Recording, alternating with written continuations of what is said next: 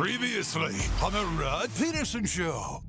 Just with regards to jersey buying, Laverne says, hey, Rod, the best Rough Rider jerseys and the ones I have are number 34, George Royalty Reed, and number 23, Ron the Little General Lancaster. You just can't go wrong. No, but I always say that. That's not new. And I'm trying to keep, well, this is sports focused. I'm trying to keep it on today's games and the news of the day. But I've always said, especially when this era came where your players changed teams every year, either buy your name bar in Velcro or get retro. Because my favorite Rough Rider of all time is Jeff Fairholm. He knows that. And the last time I went and got a Rough Riders jersey, it was Jeff Fairholm because I knew he wasn't going to be traded anywhere. He's my favorite rider of all time. So, yeah, I don't know why anybody would buy a jersey of their favorite player now. What's the last jersey you bought, Darren? I don't buy jerseys. It's been a long time since I bought a jersey. Like to the point where I can't remember the last jersey I bought. I'm just not a jersey guy. I don't wear them. I don't buy them. You're smart enough. I don't wear them, yet I buy them. That's how stupid I am. I dropped a cool $200 US on one of these baby blue Panthers jerseys. No, I didn't pay $200 for the bobblehead. For the jersey, I paid $200. I put it on the set of our Cats and Bolts podcast. Everybody, I apologize that I'm taking a total off-ramp to Storytown here, but people were up my ass about that. They're like, you got ripped off. That's a Chinese knockoff jersey. I'm like, I don't care. I wanted it. The guy was charging $200. You can't find those jerseys anywhere. So that's the last one. I don't think I've ever had it on. I put it on the set of the Cats and Bolts podcast. Paid $200 US for it. And Bob's your uncle. Do you like it? Of the Cats and Does Bolts it bring you joy? I love it. It brings me so much joy worth it. every time I look at it. Get ready for the Rod Pedersen Show.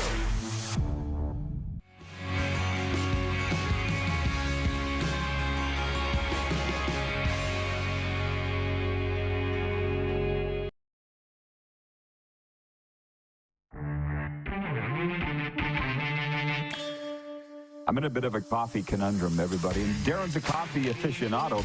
Dunkin' Donuts will give you the biggest coffee for $3.28, and you don't got to tip anybody.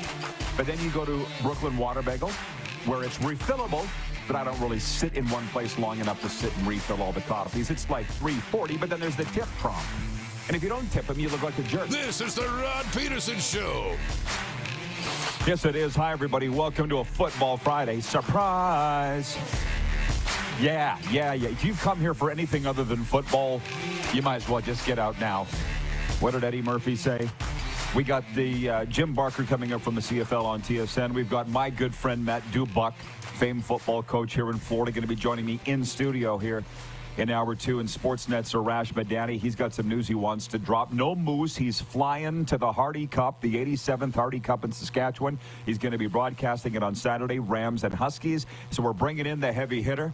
Out of the bullpen, the sports doctor, Dave Patrician. And David, listen, I've just thrown caution to the wind. Here he is from Winnipeg.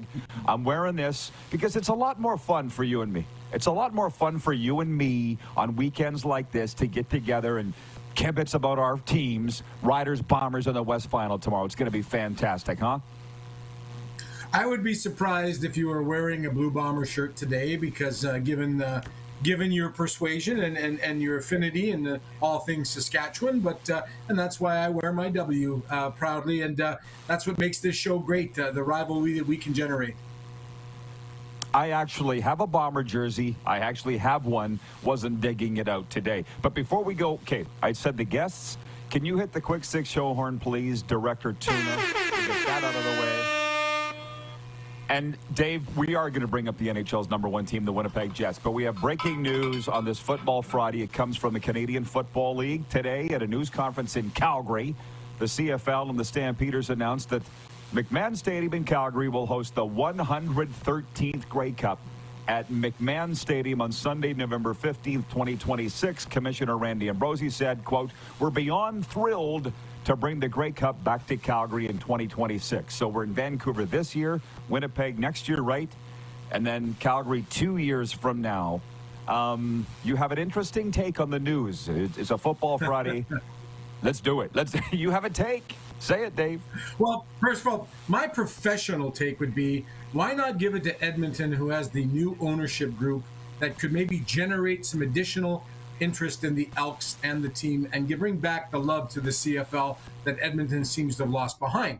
And part of that is Calgary 2019, for lack of a better word, the stadium is a dump. It's a dump. Like I was telling you off air that I think I'm still cold from sitting in the porta potties, that because they got to bring in, because there's not enough washroom facilities. Nonetheless, it's great to see the game in the West. Calgary's drivable. Calgary, the flights to Calgary, they're in and out, are fantastic. But again, it's kind of curious because I think that Edmonton needs the shot in the arm. Well, that's why this show has lasted 1,374 episodes. In 6 years, we let people say themselves, be themselves, say what they want. And the press box there ain't great. The stadium is a dump. I'm trying to be positive. There was people in Calgary, because, I've spent a lot of time there, and I love Calgary. They were thinking, maybe they're announcing a new stadium today. The Premier's there. She wouldn't be there just for the Grey Cup. Yes, she would. She's a politician. She's going to show up for any good news conference. You're not getting a stadium, but you are getting a Grey Cup, Calgary. So that's the news on a Football Friday. Listen, can you hit the horn again? That's the breaking news. Can you hit the horn, please, Director Tuna? Okay. So on track, just so you know, everybody, we're going to talk Canadian Football League, National Football League, college football today. But we're, for a second, going to talk NHL because Dave's in Winnipeg. Connor Hellebuck posted a 35-save shutout for the Jets, for the Winnipeg Jets, in a 1-0 blanking the visiting Colorado Avalanche last night. It was his 40th shutty of his career. He stopped 21 shots blanking Utah earlier in the week, 3-0. And Dave, you were at that game. So give me, on Tuesday, give me the vibe of Winnipeg right now with the number one team in the NHL. I think there's still a little bit of disbelief with some of the fans in Winnipeg because it's hard to understand. It's hard to understand. We talked about this a little while ago when the Sportsnet said, other than Edmonton and Toronto, who do you think is in Vancouver? Who do you think is going to make the playoffs in Canada? We're the fourth best team last year, right? So I think right now we've got a bit of an inferiority complex. I do know that when I was at the gym the other day, they probably spent about half an hour talking about the Winnipeg Jets on TSN, which is pretty interesting because, when Austin Matthews changes his socks and things like that. But the excitement level with this team, and it's one of these ones where now you're watching and the score might be 0-0. The Winnipeg Jets scored early into last night's game and they held on. Last year, 2 years ago, a couple years even before that, you always waited for the other shoe to drop. We're ahead 2-0, but what's going to happen now? We're not doing that now. Now it's defend the lead, defend that shutout on Tuesday night, and then last night that third period was some of the most exciting hockey I've ever seen in a game that the score ends up 1-0, and especially when Josh Morrissey takes a penalty and you get a 6-on-4 to finish off the game, and you're watching Connor Hellebuck stand on his head, and the whole team just kind of fight together. It's just the team believes in themselves. Not sure yet if the fans believe in the team, but the team sure believes in themselves. Oddly enough, it doesn't even matter what the fans think. I'll say this. I was on a show here last night in Florida, live from Amerint Bank Arena. We were talking about the Jets, and I'm just going to tell you something. You got the number one goalie, and you score on half your power plays, Dave. Yeah. This team is by far the best team in the NHL right now, and I really hope that it is in June. But that's the end of our hockey talking for today. Okay? The Alaterra Skincare text line is open, 902-518-3033. As sports fans, there's nothing we love more than a comeback. In the game against wrinkles, scars, and acne, it's never too late to revitalize your skin with Alaterra Naturals. Check them out at alaterra.com. It's not your mom's face cream, I'm telling you. Use code RP20 for 20% off your first order. Now, I didn't bring you here, Dave, for niceties. Let's start with the West Final. We'll maybe get around to the East Final if we have time. Bombers favored by 4.5.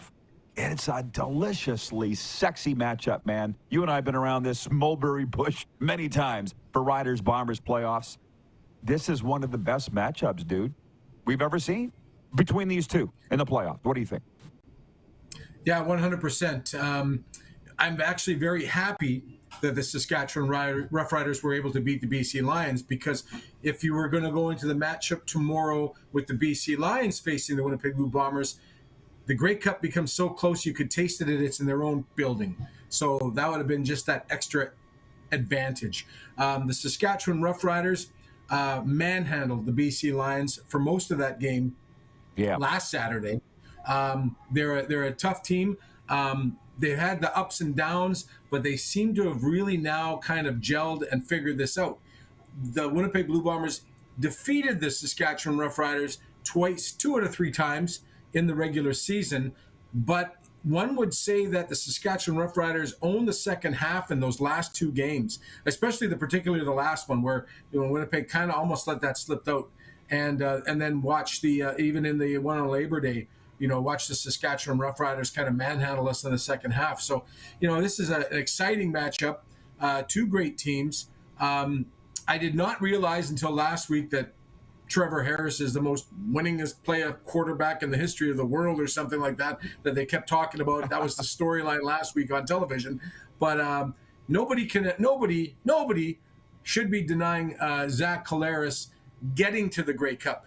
In the Grey Cup, that's been a different story the last few years. Well, I was on the air in Edmonton both yesterday afternoon and this morning, and they're talking about this game up there, and they're like, if it came down to Zach Collaros versus Trevor Harris, it doesn't always. It's one, as you know, on the line of scrimmage. But let's just say if it did come down to who has the better game out of those two, who wins, Matt? Because I think the Bombers, they're 2 very good teams. They're 2 very good defenses.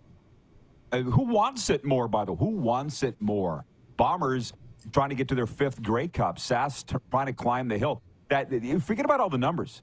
If you want to talk about just pure hunger and desire, I don't know who has more, but maybe we'll find that out tomorrow, Dave. Professional athletes want to win. So I think that probably is a wash. Each team wants to get there. The Winnipeg Blue Bombers have something to prove, losing the last 2 Grey Cups, and wanting to be there. And I believe that's tying the record for the 5th Grey Cup appearance. I think, does Edmonton own that from the 70s? I'm not 100% sure. Oh, yeah. I didn't check my stats before that, but and Zach Collaros wants to start his 5th consecutive Grey Cup, which will be a CFL record. I just got to tell the boys, you got to go fix the YouTube poll. They got Ottawa in the playoffs, in the division finals. It ain't Ottawa, boys. Yeah. I don't know who's responsible for that, but if you can fix it, that would be fantastic. Kirk in Toronto writes in on the Game Plus network. He's watching. He says, hey, Rod, it's the eve of the Eastern Final. The stakes are high. Will Chad Kelly rise from last year's nightmare or suffer another defeat? 24 hours to go. The oars are ready. Pull together, scullers. That is the story. You and I are more interested in the West Final, but the East Final's got some pretty good storylines too. And the odds makers are thinking it'll be a more tighter game. Alouettes are favored by 1.5. What do you think about the Eastern Final and who will come out? That's the revenge game for Chad Kelly and the Toronto Argonauts. They absolutely dominated last week in their playoff game, and to get there, and they're still smarting from last year's defeat at home to the Montreal Alouettes, which nobody was expecting that. In fact, that probably I would imagine that Maple Leaf Sports and Entertainment probably had hotels booked and they probably had flights booked, because that's how confident they seem to be. I think this is a different team. I think they like the Saskatchewan Roughriders. They've had some ebbs and flows and overcome some challenges. This will be a tremendous football game. It's too close to call, but it's going to be a lot closer. I mean, this point spread's close, but it's going to be even. This is the one that's going to go down to like the last regular season game in Montreal with the Winnipeg Blue Bombers. Like maybe Toronto might be hoping for some gift from God in the wind and the leaves or something. Well, I guess we're going to find out. But as I put in my commentary today, when I find myself in times of trouble and I can't pick winners, I go with the point spreads, and the point spreads have the Bombers and the Alouettes advancing. That's all I can say. That's what the odds makers have. Now, I need your take on this. You know how much I love you. I respect your football opinion. I saw a photo this morning of the commissioner, Randy Ambrosie, at a table with our dear friends, Jock Wilson and Mark Stevens, Stampeders broadcasters, after this Grey Cup announcement. As you know, your boy Randy, a fellow Winnipegger like yourself, is riding off into the sunset here after this Grey Cup. What's your thought on his legacy, Dave?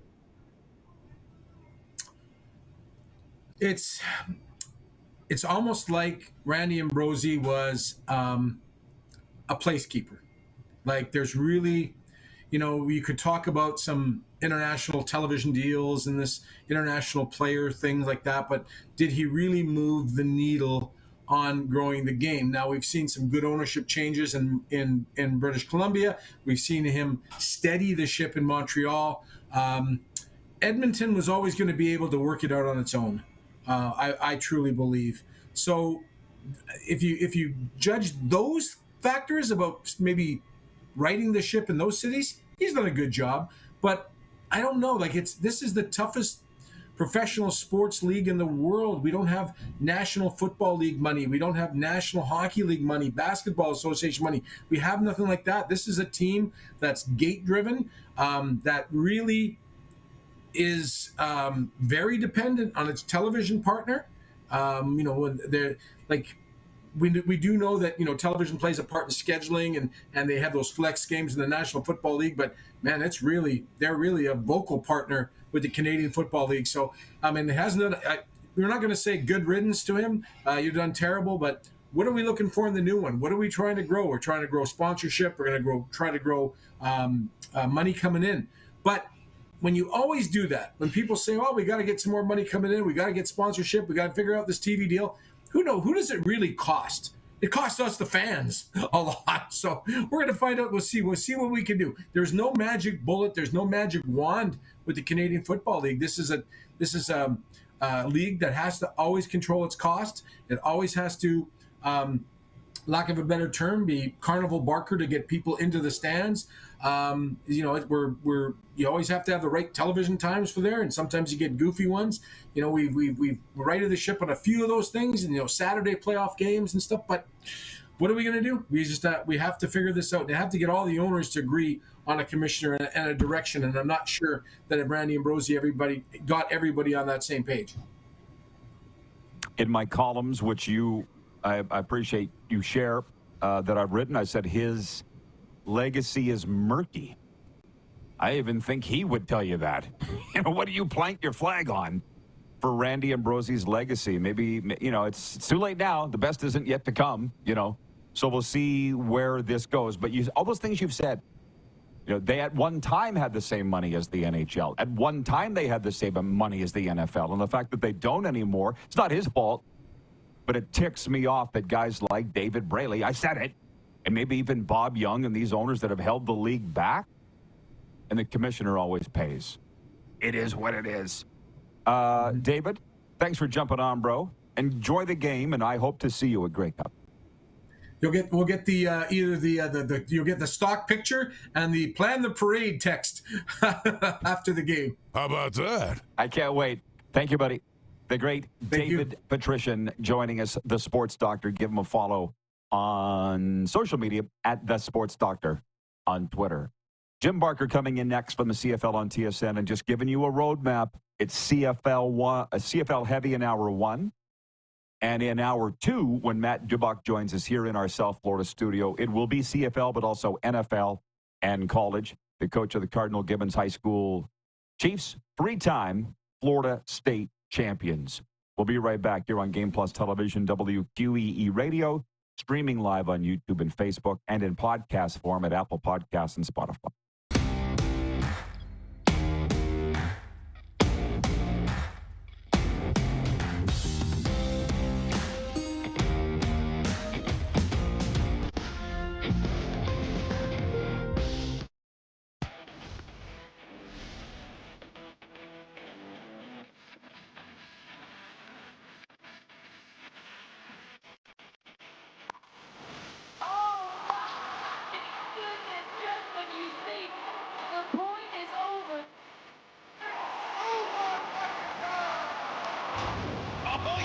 Sounds like he knows what he's doing a little bit.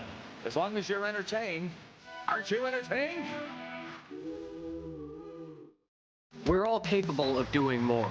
More speed, more reps, more commitment to getting every detail perfect.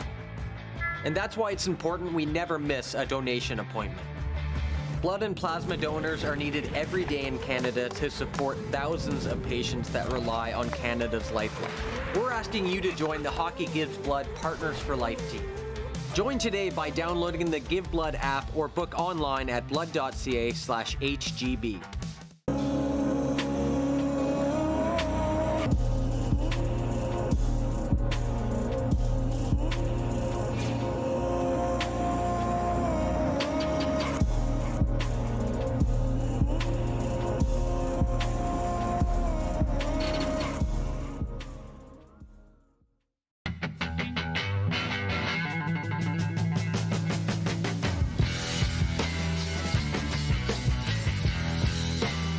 Did you know that you can help save a life?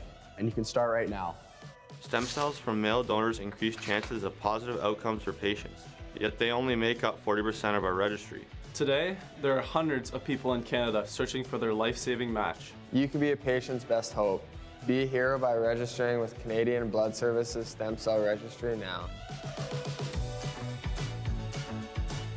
The 80s Club, live in Moose Jaw. Honeymoon Suite, along with a flock of seagulls. Men without hats. And spoons. All together for one night at Moose Jaw Event Center, Saturday, November 16th. Tickets on sale now at sastix.ca or the Moose Jaw Event Center box office.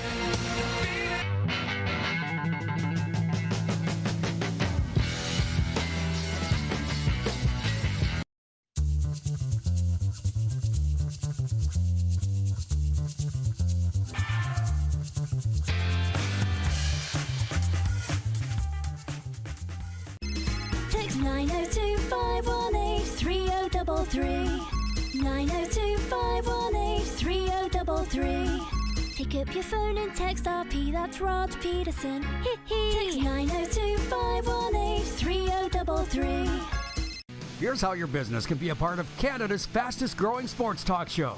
All you have to do is contact us, and we will tell you all about the dynamic and exciting marketing opportunities we have, utilizing a fully integrated 360-degree multi-platform. Imagine your business seen and heard across Canada on Game Plus TV and around the world on the Rod Pedersen Digital Network.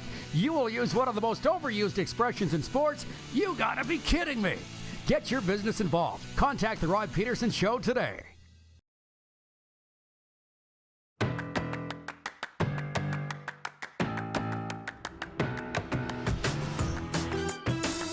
Hour one of the RP Show brought to you by Culligan Water. Clear water, clear choice. Filter out the bad and taste the good. Culligan Water of Regina.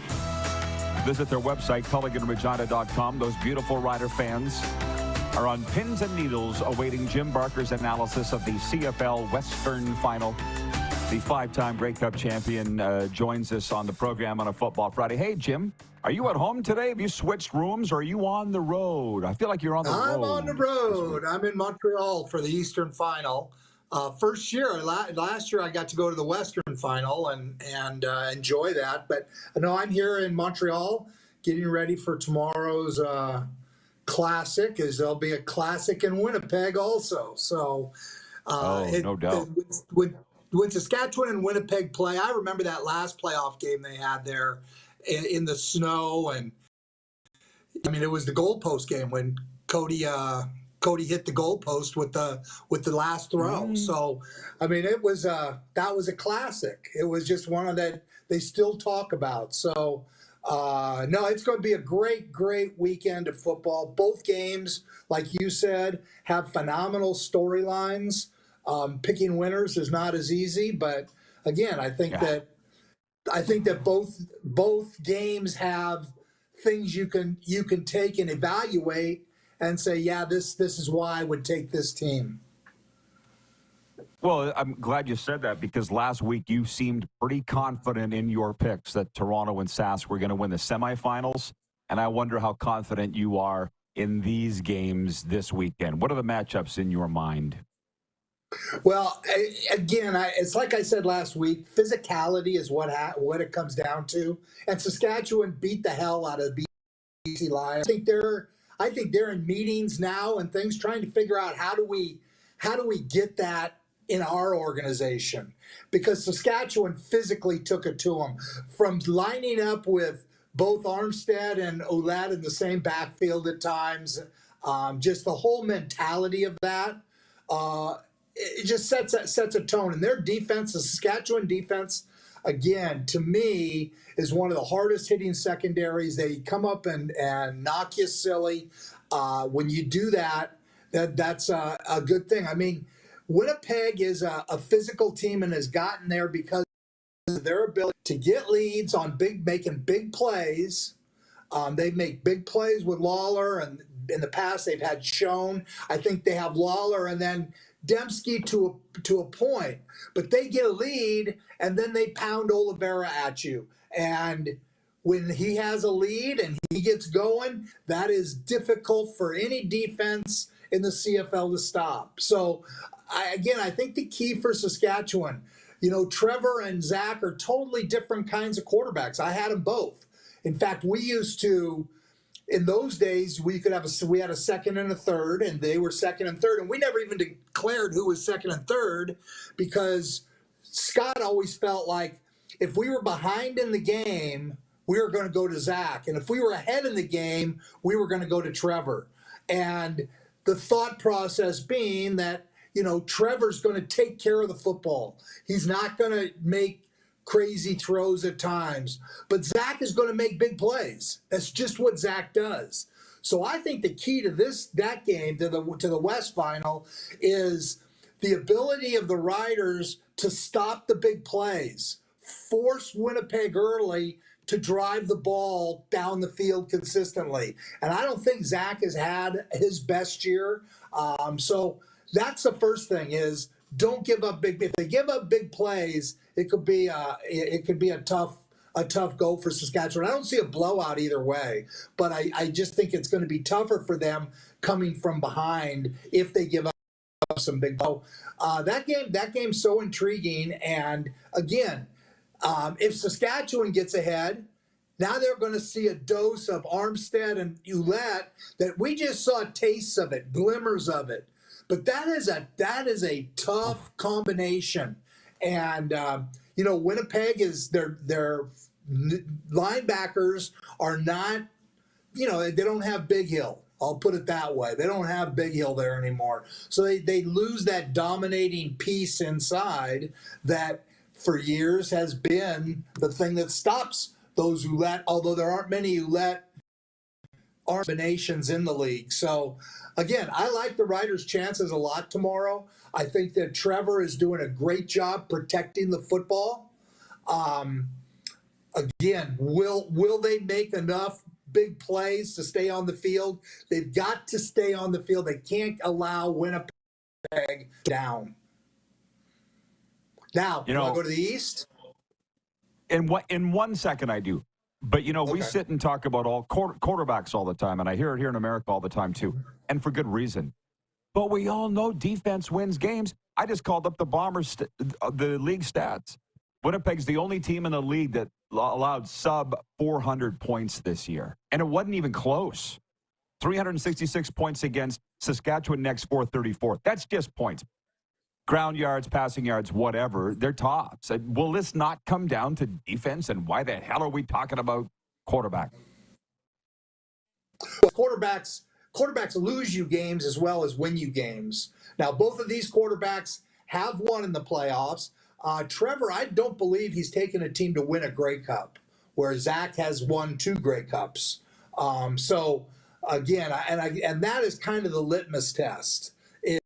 It's off game first, which in the East, Chad Kelly did last week in unbelievable fashion, but it's winning Grey Cups now for him. He's got to show he can get past this final and into the Grey Cup. Cody has shown in that game last year when he threw that ball to Tyson Philpott, what he said was, "This is my statement. I am a top quarterback in this league because I took this team on my shoulders on this last drive, and with 7 seconds left, I drilled the bullet, and we won the game. And nobody can ever take that away from him. And to me, there's a lot to be said. So, again, will defense determine the Saskatchewan game? I do think it's going to be a big factor because I think both teams have great defenses. The problem comes in that which one has a better defense for the team they're playing. And I think the Winnipeg defense struggles against what Saskatchewan has the ability to do. Now, will they do it? Will they continue to pound the ball and be patient, not turn the ball over? If they do that, I think Winnipeg's going to be in tough. Yeah, as I look at this, they're the top 2 defenses in the league. Nobody's going to argue that. But the Bombers shut down the aerial attack, not the ground attack, and that's what Sask is bringing. Oh, it's going to be a great game. Now, yeah, Toronto at Montreal. It is the Chad Kelly revenge game. No, you can't say it's not. That's what it is. I don't know if it'll come down to that or not, but what do you think for that game, Toronto at Montreal? Well, I mean, obviously the media is going to make that out to be a Chad Kelly revenge game. Chad Kelly needed to show he could win in the playoffs. And that game he played last week was amongst the greatest games I've seen in a long time for a quarterback. He had a perfect efficiency rating, which is not easy to get. I think it was 20 of 22 for 289 yards and 4 touchdowns and no intercept. And he was brilliant. He scrambled when he had to scramble. He did the things that a Grey Cup quarterback needs to be able to do.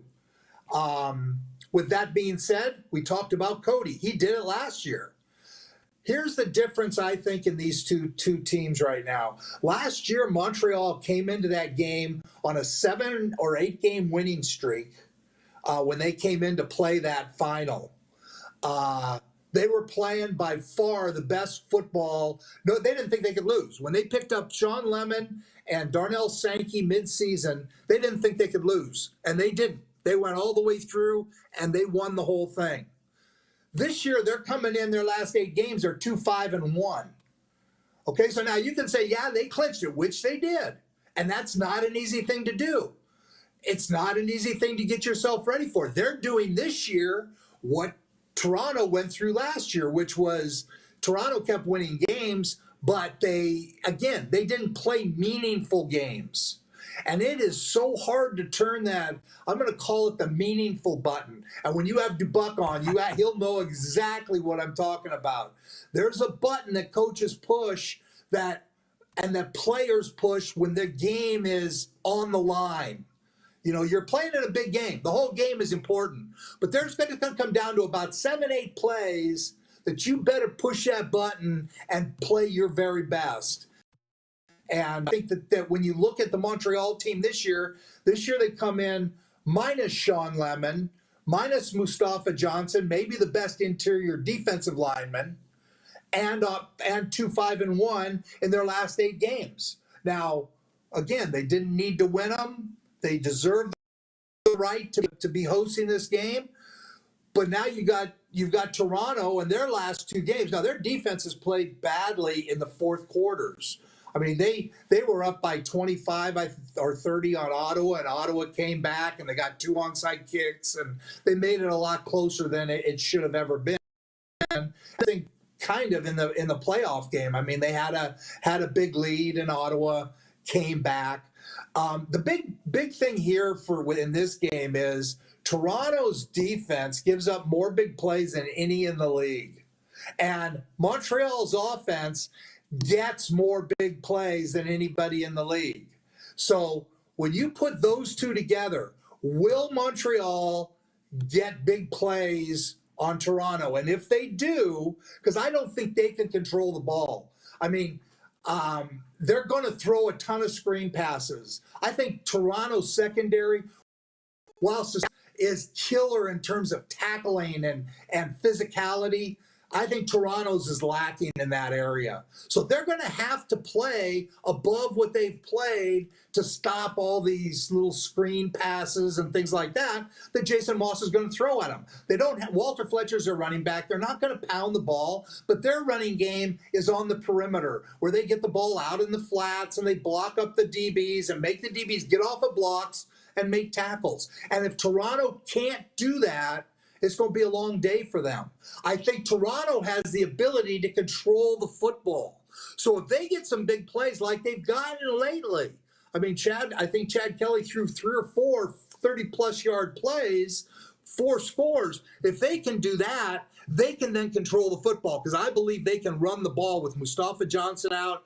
And, Kadeem Carey has proven how good he is, and then Deonta McMahon, and they throw that whole running game package. It's difficult. So where I think Montreal's going to have a hard time killing the clock, should Toronto get the big plays and not Montreal, I think it's going to be tough for Montreal because it's going to be tough for them to get the ball back. Okay, so thank you for that. I guess that's a lot. That is a lot. I got to ask you this. I'm going to see you at Grey Cup next week. I'm going to see you at the Legends Lunch, which you're hosting with Milt. If you were the owner of the BC Lions, what would you do? Honestly, I would say I would take my people in and say, what do you think our problem is? Why is it we lose in the playoffs? And you got every player you wanted. What is the issue? And you can't ever affect change in an organization. And I've been in a lot of bad ones that we had to affect change. When I went to Calgary, it was right after the box maker had the team for his kid to play. Then when I went to Toronto, they were coming off of 2-3 win seasons, we actually had a quarterback the day I got hired. We had 0 quarterbacks. So I've been in some bad situations. But the first thing you have to do to affect change is you have to identify your problem and say, we're going to go out and attack this. Now, to a point, they tried to do that last year when they went out and got William Stanback. And they said, we are going to become more physical. The problem is on defense, they didn't play with a physical mentality. They played a lot of soft zones and, people would, catch the ball and move the ball on them. And I just think that they need to figure out how can we become physical? Because Rod, and we talked about it last week and it proved out, physical teams win this time of year. How's Cardinal Gibbons doing, speaking of that? How's Cardinal Gibbons? Oh, they're just getting kick the crap out of everybody. They're just getting ready for the playoffs now. Playing meaningless games at the end of the year. Yeah.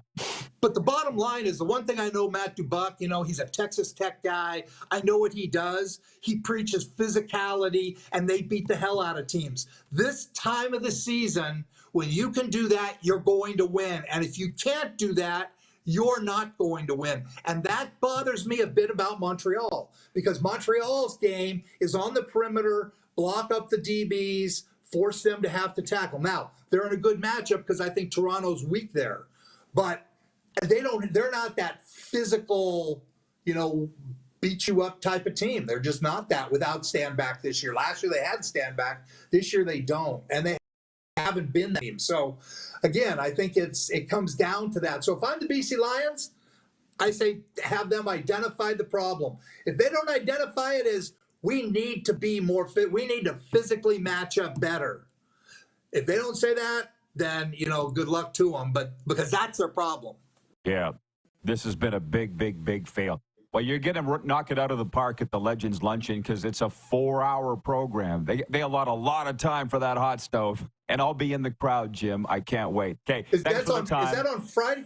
Is that on Friday? Yeah, it's on the Friday. So are you still on the air on Friday? So we still have we'll figure it out. Go at 9? I'm just worried about today, but we do. See, that's you. Maybe I'd love to get you. I've been worried all week. How am I going to do this next week? I got this, that. I got a bracelet that says one day at a time.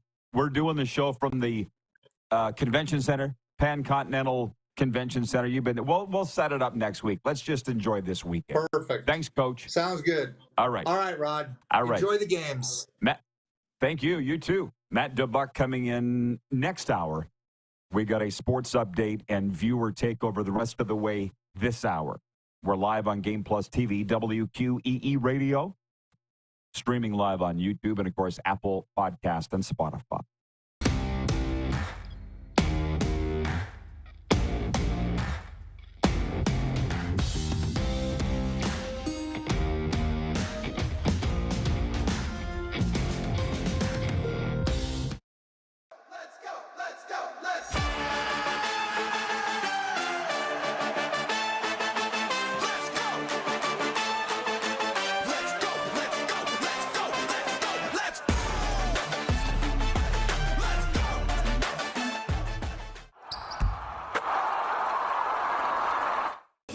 Skate into the holiday season with the Stars. Stars on Ice 2024 Holiday Tour.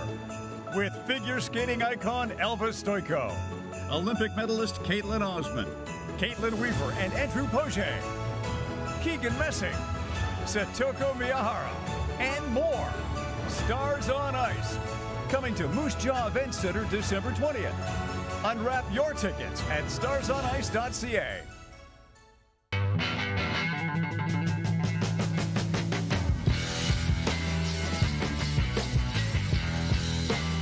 Hi, my name's Logan Stankoven. And I'm Connor Bedard. We're both Hockey Gives Blood player ambassadors and proud to be blood donors. There are thousands of patients each year in Canada that rely on a generous stranger to save their life. Please book an appointment today to donate blood at blood.ca/HGB.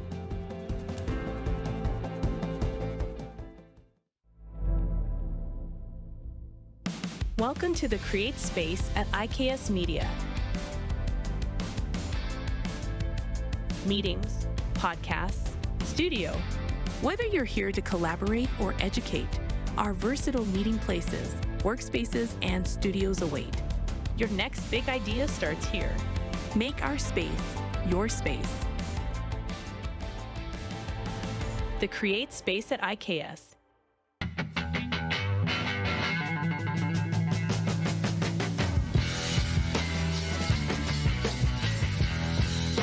From cash spiels to grand slams, club competitions to world championships, there's a lot to keep up with on the pebbled ice.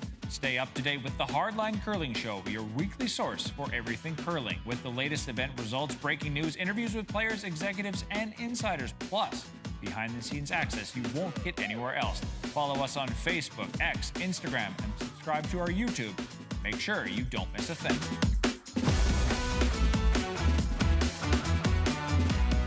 We're all capable of doing more. More speed, more reps, more commitment to getting every detail perfect. And that's why it's important we never miss a donation appointment. Blood and plasma donors are needed every day in Canada to support thousands of patients that rely on Canada's lifeline. We're asking you to join the Hockey Gives Blood Partners for Life team. Join today by downloading the Give Blood app or book online at blood.ca/HGB. Here's how your business can be a part of Canada's fastest growing sports talk show. All you have to do is contact us, and we will tell you all about the dynamic and exciting marketing opportunities we have, utilizing a fully integrated 360-degree multi-platform. Imagine your business seen and heard across Canada on Game Plus TV and around the world on the Rod Pedersen Digital Network. You will use one of the most overused expressions in sports. You gotta be kidding me. Get your business involved. Contact the Rod Pedersen Show today.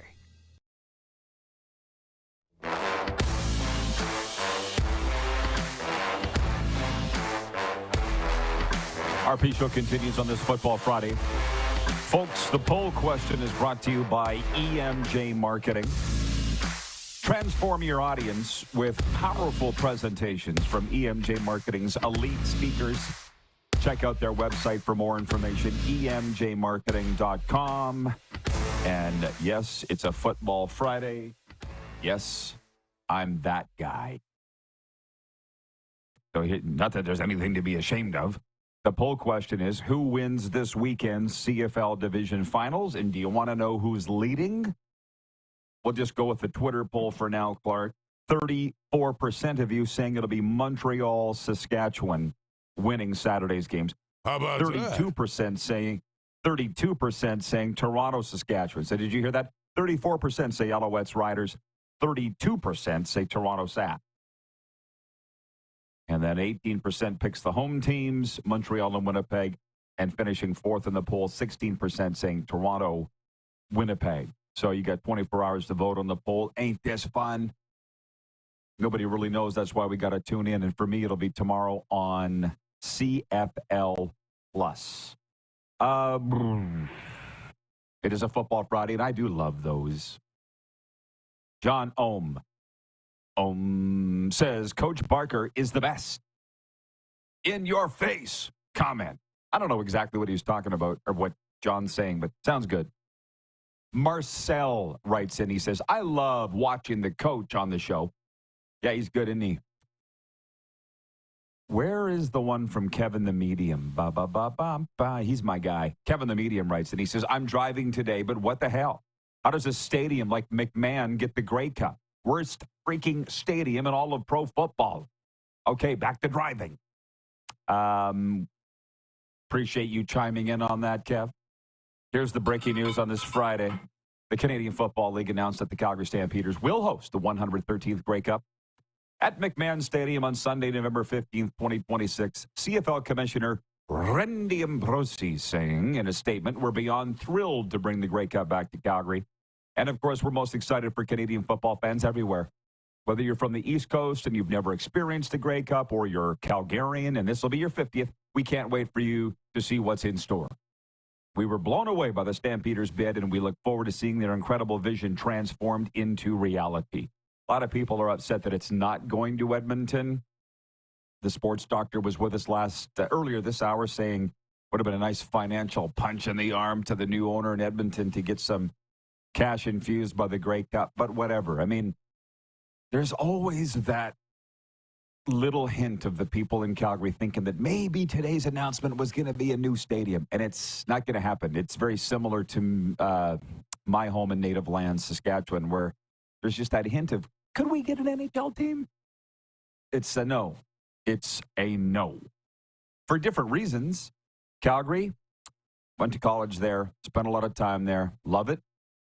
But when they were busy wiping their nose with $100 bills back in the day, oil and gas, they should have been putting some away to build infrastructure, and they didn't.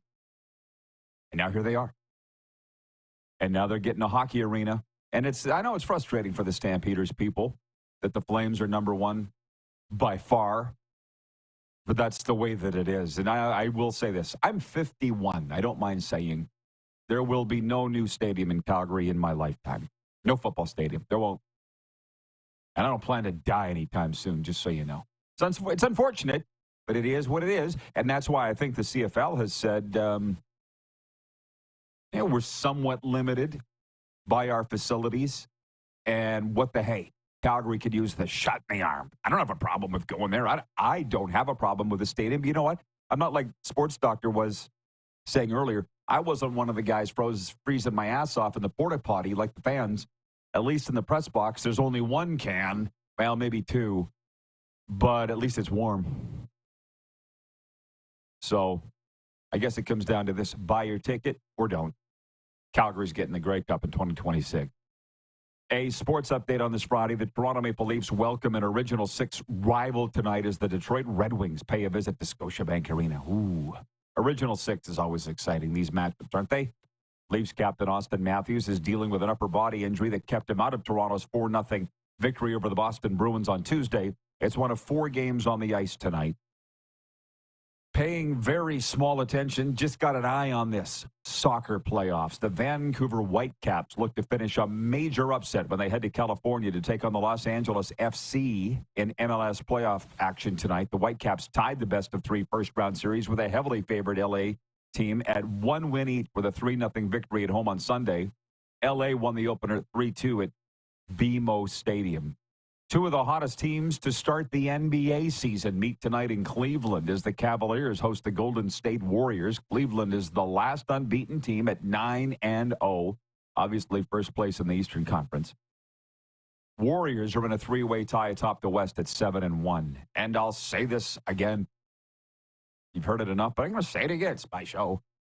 I get this email every day from Yahoo with the sports, and it's the only place I get my NBA news. Plus the Canadian Press Wire, but my timeline is filled with NFL news, NHL news, CFL news, because guess what? That's what I'm searching. That's who I follow.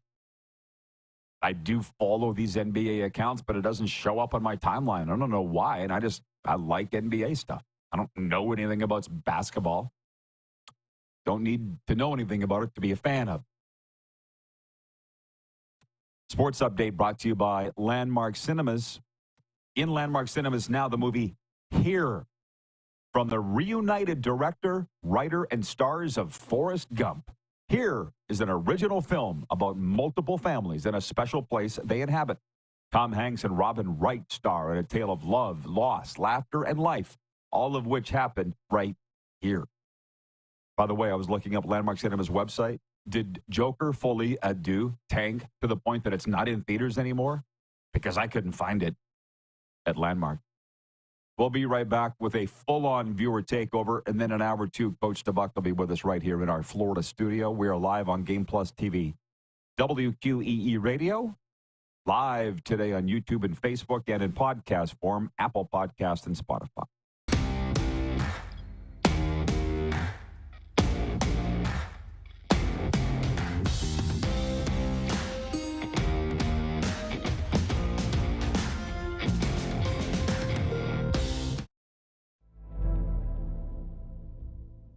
Welcome to the Create Space at IKS Media. Meetings, podcasts, studio. Whether you're here to collaborate or educate, our versatile meeting places, workspaces, and studios await. Your next big idea starts here. Make our space your space. The Create Space at IKS.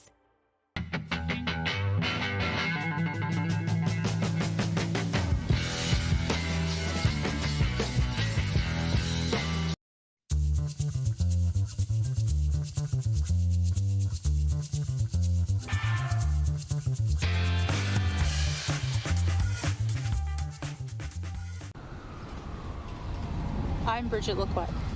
I'm a First Nation Olympic silver medalist, and I'm proud to represent Indigenous hockey players across Canada. Each year, hundreds of Canadians need a stem cell transplant from an unrelated donor to save their life.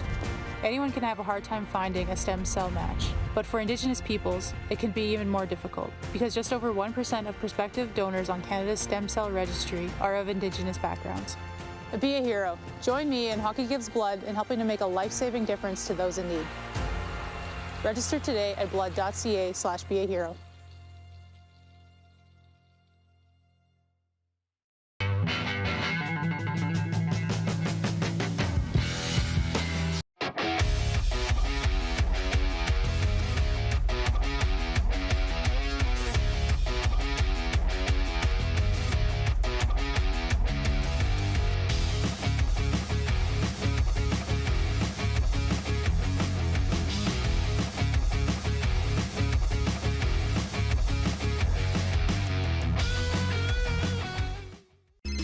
Text 902-518-3033. 902-518-3033. Pick up your phone and text RP, that's Rod Pedersen. Text 902-518-3033.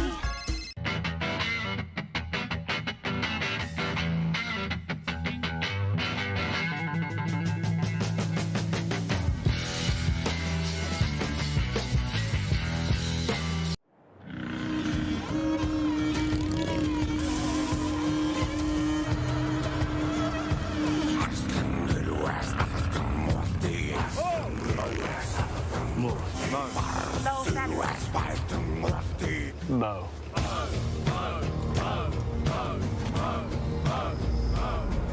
The moustache is calling. Raise funds, save lives. Donate at Movember.com. Business owners and marketers. Okay, we know you think we're pretty cool. That's why we want you to share in the coolness factor. Partner with the Rod Pedersen Show and market your business every weekday to sports lovers just like yourself. Take advantage of our many cost-effective commercial and promotional opportunities. Tell the world about your business. Yes, the world. Thanks to Game Plus TV and the Rod Pedersen Digital Network. Contact us today and find out how you can be a part of Canada's fastest-growing sports talk show, The Rod Pedersen Show.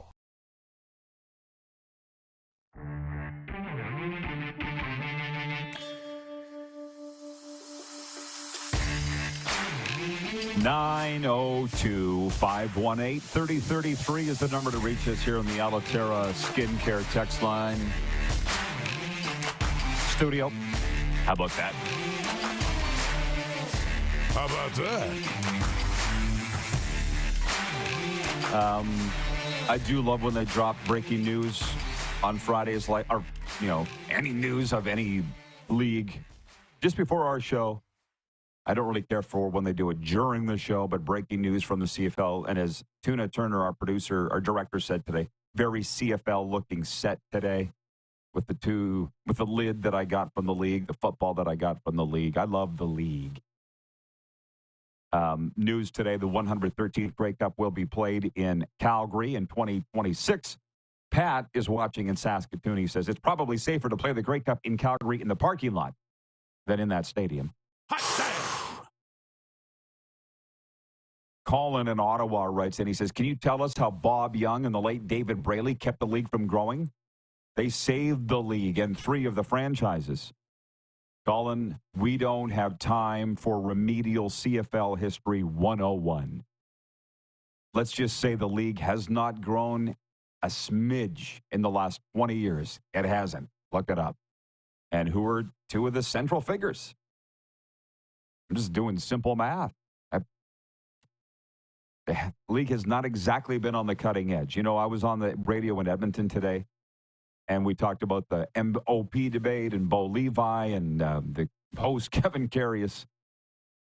I gave my thoughts on why I think Bo should win MVP, and I don't even like the guy. And I said, Carius, what do you think? He goes, I don't care.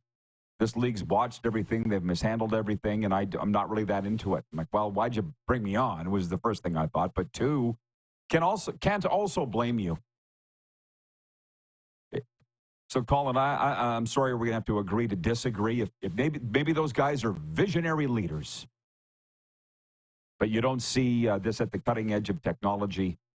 You don't see them setting. You don't see the salary cap going up at all. But I don't want to argue. I damn sure can tell you that. Ben writes in, he says, Football Friday, Rod, but still no Canadian university coverage. Our sports networks up here can't provide one channel to U Sports football playoffs? Brutal. Ben, the fact that nobody's talking about it should tell you something.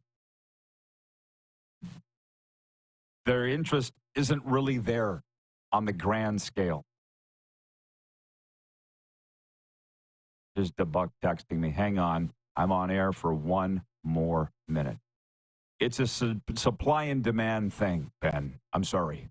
We talked about this with DuPont the other day. He was on the air with us. I'm not going to sit here and devote tons of time to the Rams and Huskies. They can't sell advertising. I'm getting a text today from a bar owner in Regina asking where he can find the feed. I live in Florida, okay? It's not my deal. They need to figure it out.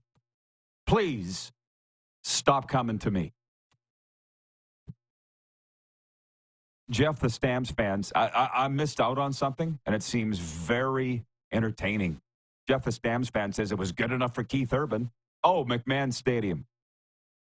How long? 30 seconds? My God, get me out of here.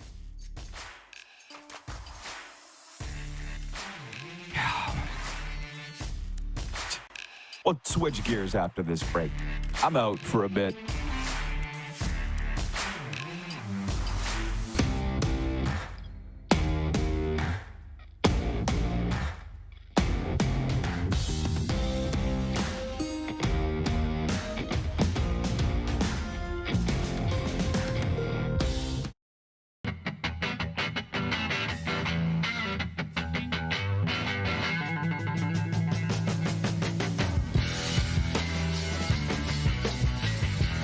We're all capable of doing more. More speed, more reps, more commitment to getting every detail perfect. And that's why it's important we never miss a donation appointment.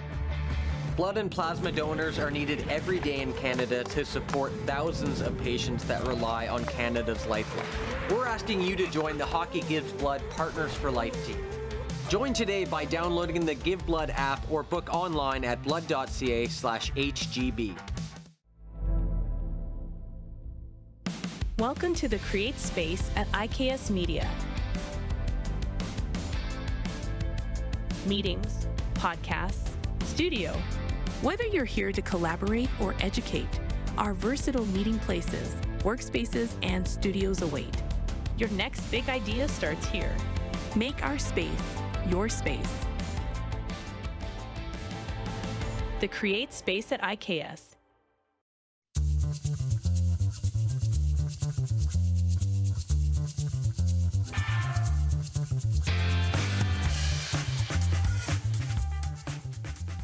IKS Game Day wishes to congratulate the City of Estevan and Affinity Place on their brand new center ice display.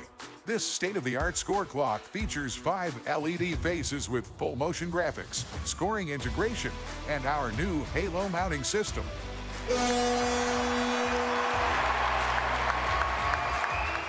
If it's time for an upgrade, let us show you how to deliver the best fan experience. You can find us at IKSGameDay.com.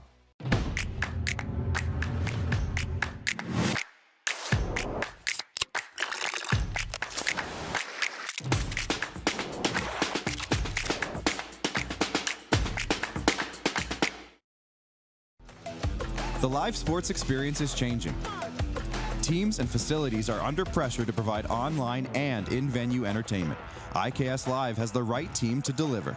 We provide service across North America and produce the best fan experience, in the seats or streaming to you.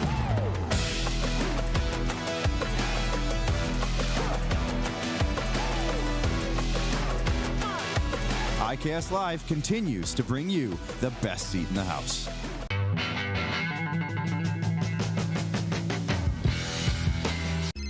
Text 902-518-3033. 902-518-3033. Pick up your phone and text RP, that's Rod Pedersen. Text 902-518-3033. Business owners and marketers.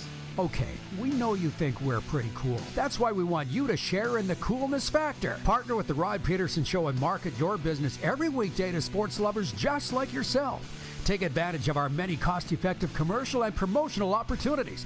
Tell the world about your business. Yes, the world. Thanks to Game Plus TV and the Rod Pedersen Digital Network. Contact us today and find out how you can be a part of Canada's fastest-growing sports talk show, The Rod Pedersen Show.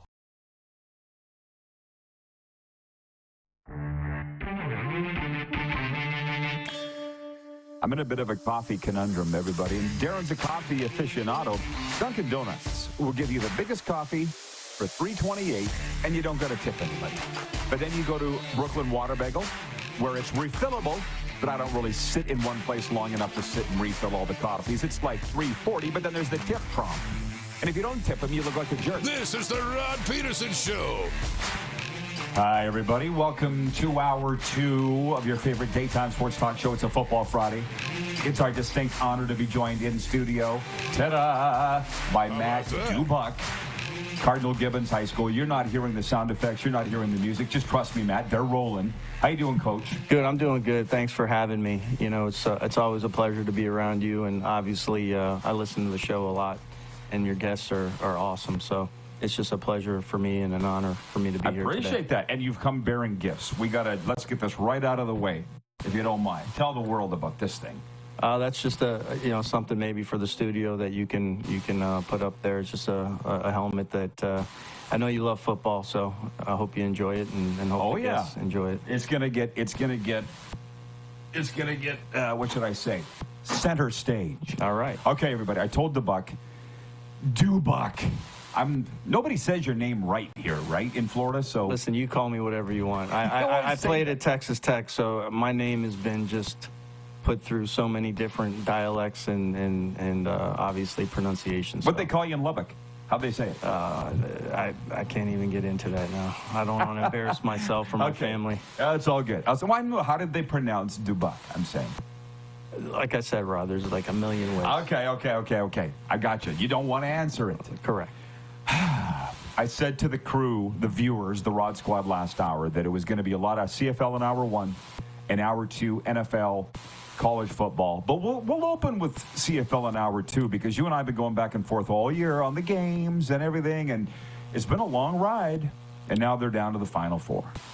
You know, I look back, and you and I have been talking about this since the summertime, and I always had my thoughts on, you know, Saskatchewan being there at the end. I thought they played really good defense. I love Trevor Harris.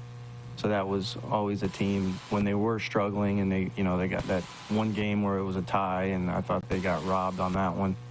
I always thought they'd be there, and then you look at Montreal, and I thought they played just phenomenal defense all year. Northorpe, great defensive coordinator. Danny, you know, the architect of that, you know, that organization.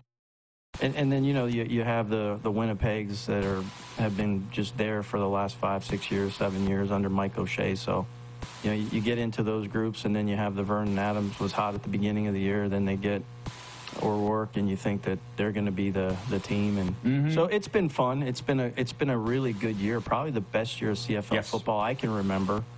Even when I played, it's been very competitive. I think the games have. The level of play has been really good. The coaching's been good.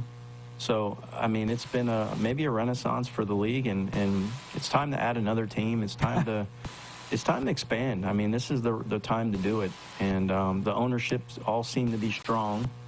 So that's when you got to do it. There's no shortage of players either. I don't think there's a shortage of cities that probably want the team. But before we go much further, David, number 1 in Winnipeg, writes, and he says, that's an awesome gift. Yes, it is.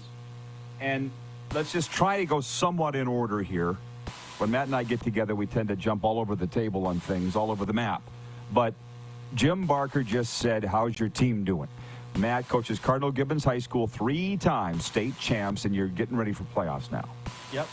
We had a little bit of an off year for us, but I'm the offensive coordinator as well. We broke 4 passing records. Quarterback finished the season completing 70% of his passes, threw for almost 2,700 yards. We had a receiver that almost eclipsed 1,000 yards. I had my son Trent ended up with almost 700 yards receiving and 48 catches. So offensively, we played well. We put up a lot of points. Defensively, we've struggled, and it's not typically like that, but just kind of one of those years. And the schedule was very tough, and we go into the playoffs next week looking to, get it going. It's going to be at home. Hopefully you can come next Friday night. I'll be at Grey Cup. That's a problem. Who you got? For Grey Cup? No. Who you got for the game? We don't know yet. It's going to be on YouTube tonight from the state of Florida does a show tonight. So we'll find out who we play around 7 o'clock.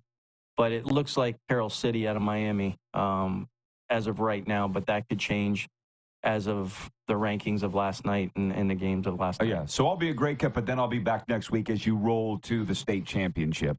Carlos in Indianapolis writes in, he says, how many rounds in your playoffs down there? Here it's 6 rounds, and 5. round 3 begins tonight. 5. Woo, 5. That's a lot of ball, Matt. So we're going into round 1. In 2018, we were 13-2. So yeah, 5 rounds. Obviously, it was a COVID year where the schedule was cut back a little bit, but yeah, it's to win it all, you got to play 15. It's funny. Shai writes in from Regina. He says the Riders did get robbed in Ottawa on that tie. They know they're listening to you. Hang on. I agree. Couple funny things. Okay, everybody, let's bring it. Try and stay in the same road here. You got Deron Carter on your staff. Yep. Darian Durant just moved to town. And as you may know, he lives just blocks from here. You going to get Darian Durant, the Hall of Famer, on your staff too? I would love for him to come out, and I don't know how much time he has to give. Football guys, at home and everywhere else, the amount of hours that we all put in for this deal, and you got to be committed. And if you're not committed, and for what we pay our coaches, they don't make a lot of money. So you've got to love it, and you got to want to give back to the community and kids and families, and sometimes it's on deaf ears, but I would love to have him out. He would be a wealth of knowledge, and obviously he came to practice. Great guy. So here's the thing. This is a football haven, okay? And that's why people love Football Fridays on this show. That's why you love it. So you got Duron Carter on your staff. Darian Durant just moved here. And when I came to South Florida 4 years ago, Chris Jones gave me a list of names of guys I'd got to get a hold of, and you were one. But it was Joey from Cafe Seville that actually, the owner of the restaurant, that actually called you from the table. You remember that? Yep, I do. Like, we're going to get this guy on the phone. Yeah. And now we talk every day. Yeah. So we're getting this all. I'm just explaining to everybody, for those that don't know, what we're doing here. National television in Canada, on the radio in Atlanta, and big CFL guys. He played for the Argos and the Bombers, but if you've been listening to what he said, he loves Trevor Harris, you love Jeremy O'Day, and you love Danny Machocha. So it sounds to me, the general manager of the Alouettes, like you're kind of in a fight with yourself. I really, really love Noel Thorpe. Him too. I enjoy his defense, and obviously Chris Jones. So, I have a vast majority of guys that I pull for week in and week out, and I think one of my players that played for me is going to Pitt, is going to sign with Edmonton, a running back, Vince Davis. So I hopefully have a former player in Edmonton next year. And G. Roy's a friend too. So well, it's really tough when you're friends with them all, isn't it? And the fans don't understand why you don't necessarily cheer for teams. Especially when you got like Jones, who moves teams every year. Yeah, well, sometimes you want to, and sometimes you have to. That's the way it goes. Yeah, well, listen, folks. If you want to get in, Matt will talk about anything, and I love that about him. We'll get to your Grey Cup pick in a second, but last hour I had Jim Barker on. I said, what would you do if you were the owner of the BC Lions? Because there are people that watch this show, they write in and say, oh, maybe that owner's not that good. What are you talking about? He gave them all the resources there, and they failed. Barker said he would, if he was the owner of the Lions, he would call his staff in and go, what's going on? Why can't we get to the Grey Cup? What would you do based on how this has played out? I think they have a great owner, so I'll just say that. And Jim Barker was my coach, so I believe everything what Coach Barker's saying. That's his road, but what would be yours? I think everybody practices, everybody, plays on whatever night, and some you're going to win, some you're going to lose, and O'Rourke coming in, I would have made the same move. I would have done the same thing. I would have brought that guy in, and Vernon Adams, I thought, played exceptional. But, what O'Rourke did before that, he goes to the NFL, he gets some seasoning from NFL coaching, and, here you go. You got maybe a guy that's going to be at the helm for the next 10 years. I still think that can happen, but, the coach in BC, Campbell, he's a good coach. So, it just comes down to it wasn't their year, and, they'll right the ship. You guys all look at it the same from the coach's perspective. And maybe one day you'll be an owner. I think you'd like to be an owner. You actually suggested we do buy an expansion I would love team. To buy a team. You know enough rich guys down here. I do. I'm just saying you don't want anybody fired. I'm looking at it from an owner's perspective going, you guys failed. But you wouldn't fire anybody? I don't know the ins and outs on the defensive side of the ball, but their offense was good. Their coach, the head coach, is good. So he might have to make some changes on defense. Maybe, I don't know. But I'll say this: I'm a fan. I love the Miami Dolphins. The Dolphins just gave a contract extension to a coach that's never won a game in the playoffs in November. I'm friends with Adam Gase, the former Dolphins coach, and he's really the last one to have a playoff win. Mm-hmm. And so, they sign these guys to these major deals. And, I'm as a Dolphin fan, Mike McDaniel better get it together or else he should be looking for a job. Well, on that coaching vein, it goes so fast. You mentioned yourself about the commitment and everything. It's insane how fast it goes. It's why I'm not in a rush to get back in if I ever do, because you don't live, right? Like Nathan Rourke comes back from the NFL and he's playing on a Sunday, and the football people tell me he probably should have waited. Yeah, right. Hindsight's 20/20. Right. Well, you see why he did it. Yeah, but it didn't work, and usually somebody has to pay it. That's all. That's all I'm saying. Listen, I don't disagree with you. Listen, if they would have won last week, and O'Rourke was the quarterback, that would have been the most genius move of all time. So You're right. So you can look at it both ways, but it didn't work, and reality is reality, and fact for the fact. So yeah, are they going to make some changes there? But let me tell you, slow and steady sometimes wins the race. And I know they wanted to win this year because they were going to host the Cup, or they're hosting the Cup. But there'll be another Cup. They'll be able to host it again at some point, and they'll probably have O'Rourke as the quarterback in a few years to do it. You are an offensive guy. If I'm listening to what you're saying, the NFL coaching kind of gave him the yips a little bit. You know, when you've been in so many systems like he was over the last year and a half, you know, he's bouncing around, you're learning playbooks. Everybody gets in your head. They're going to try to change your release point here and your footwork. And you know, there's so many quarterback guru whispers out there, and you start to listen to too many of them, you know, that can give you the yips. And I think he lost his confidence a little bit, and they weren't playing great on defense, and he's forced stuff, and you know, there we are. But I feel 100% guys are going to be great in the league, no doubt. He's got it, but it goes so fast is all that I'm saying. And in BC, I don't know. It's tough because you're still working in the game. Neil McAvoy, Rick Campbell are the co-GMs. Jordan McSimic is the offensive coordinator. I just would be a little surprised if they were all brought back when you failed to this degree. Like, look at Calgary. 3 coaches' heads roll, and it looks like they were blamed for the Stamps having the worst record in the CFL this year. But Jim Barker came on last week here. I don't know if you saw it, and he goes, Dave Dickinson's put his neck on the line now by doing that. Well, here's how it works. As the head coach, it's either being your neck or somebody's going to be the fall guy, because ownership or general managers or principals come up to you and say, hey, listen, you're not getting it done here. You better make some changes. And that's just the way college football is here in the United States, and it's the way pro football is. And he had to do something, obviously, to save his own skin. But I don't think they're far off in BC. So, again, look at Jeremy O'Day. Golly, you know, everybody wanted his butt, you know, and look at his team's probably going to go to the Cup. I think they're hot. It's going to be a good game. It's tomorrow. And, I look forward to all that. So, okay, well, and I'll be watching it as much as I can as the Florida Panthers are home to the Philadelphia Flyers Saturday night, looking for their 7th straight win. I told Matt in the break, just before the break, somebody had written in complaining about the lack of Canadian university football coverage. The viewers have rallied. John in Rosetown, Sask writes in. He says, Channel 348 on Max TV, Hardy Cup. Wake up, people.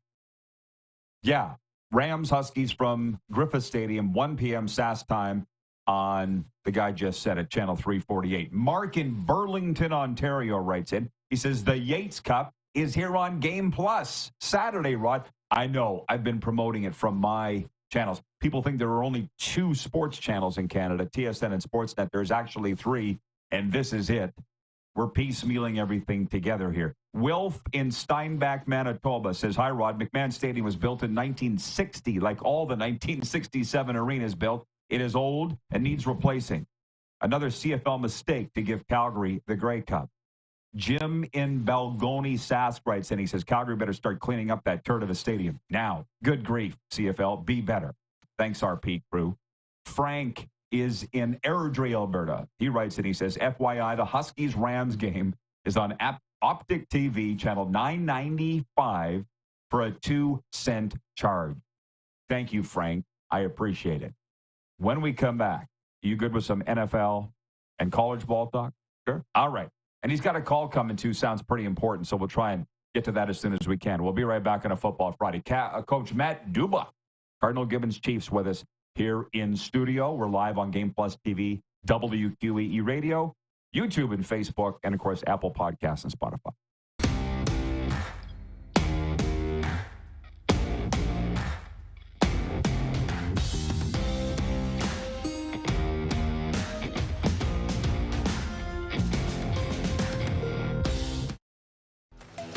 The live sports experience is changing. Teams and facilities are under pressure to provide online and in-venue entertainment. IKS Live has the right team to deliver. We provide service across North America and produce the best fan experience, in the seats or streaming to you.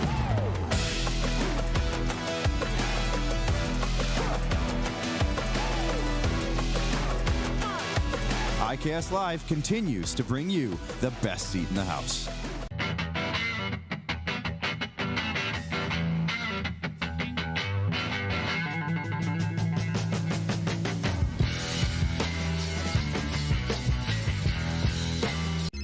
Text 902-518-3033. 902-518-3033. Pick up your phone and text RP, that's Rod Pedersen. Text 902-518-3033. We're all capable of doing more. More speed, more reps, more commitment to getting every detail perfect. And that's why it's important we never miss a donation appointment. Blood and plasma donors are needed every day in Canada to support thousands of patients that rely on Canada's lifeline. We're asking you to join the Hockey Gives Blood Partners for Life team. Join today by downloading the Give Blood app or book online at blood.ca/HGB. The 80s Club, live in Moose Jaw. Honeymoon Suite, along with a flock of seagulls. Men without hats. And spoons.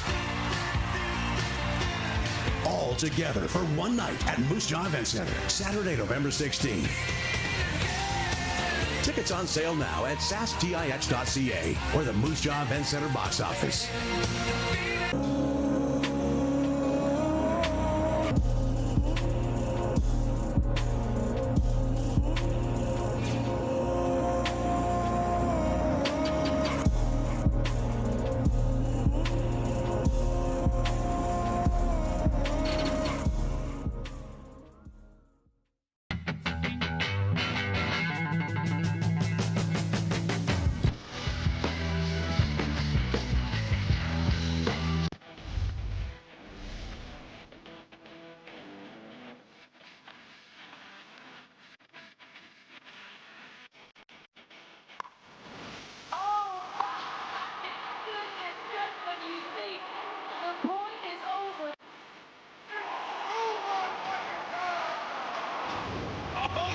Sounds like he knows what he's doing a little bit.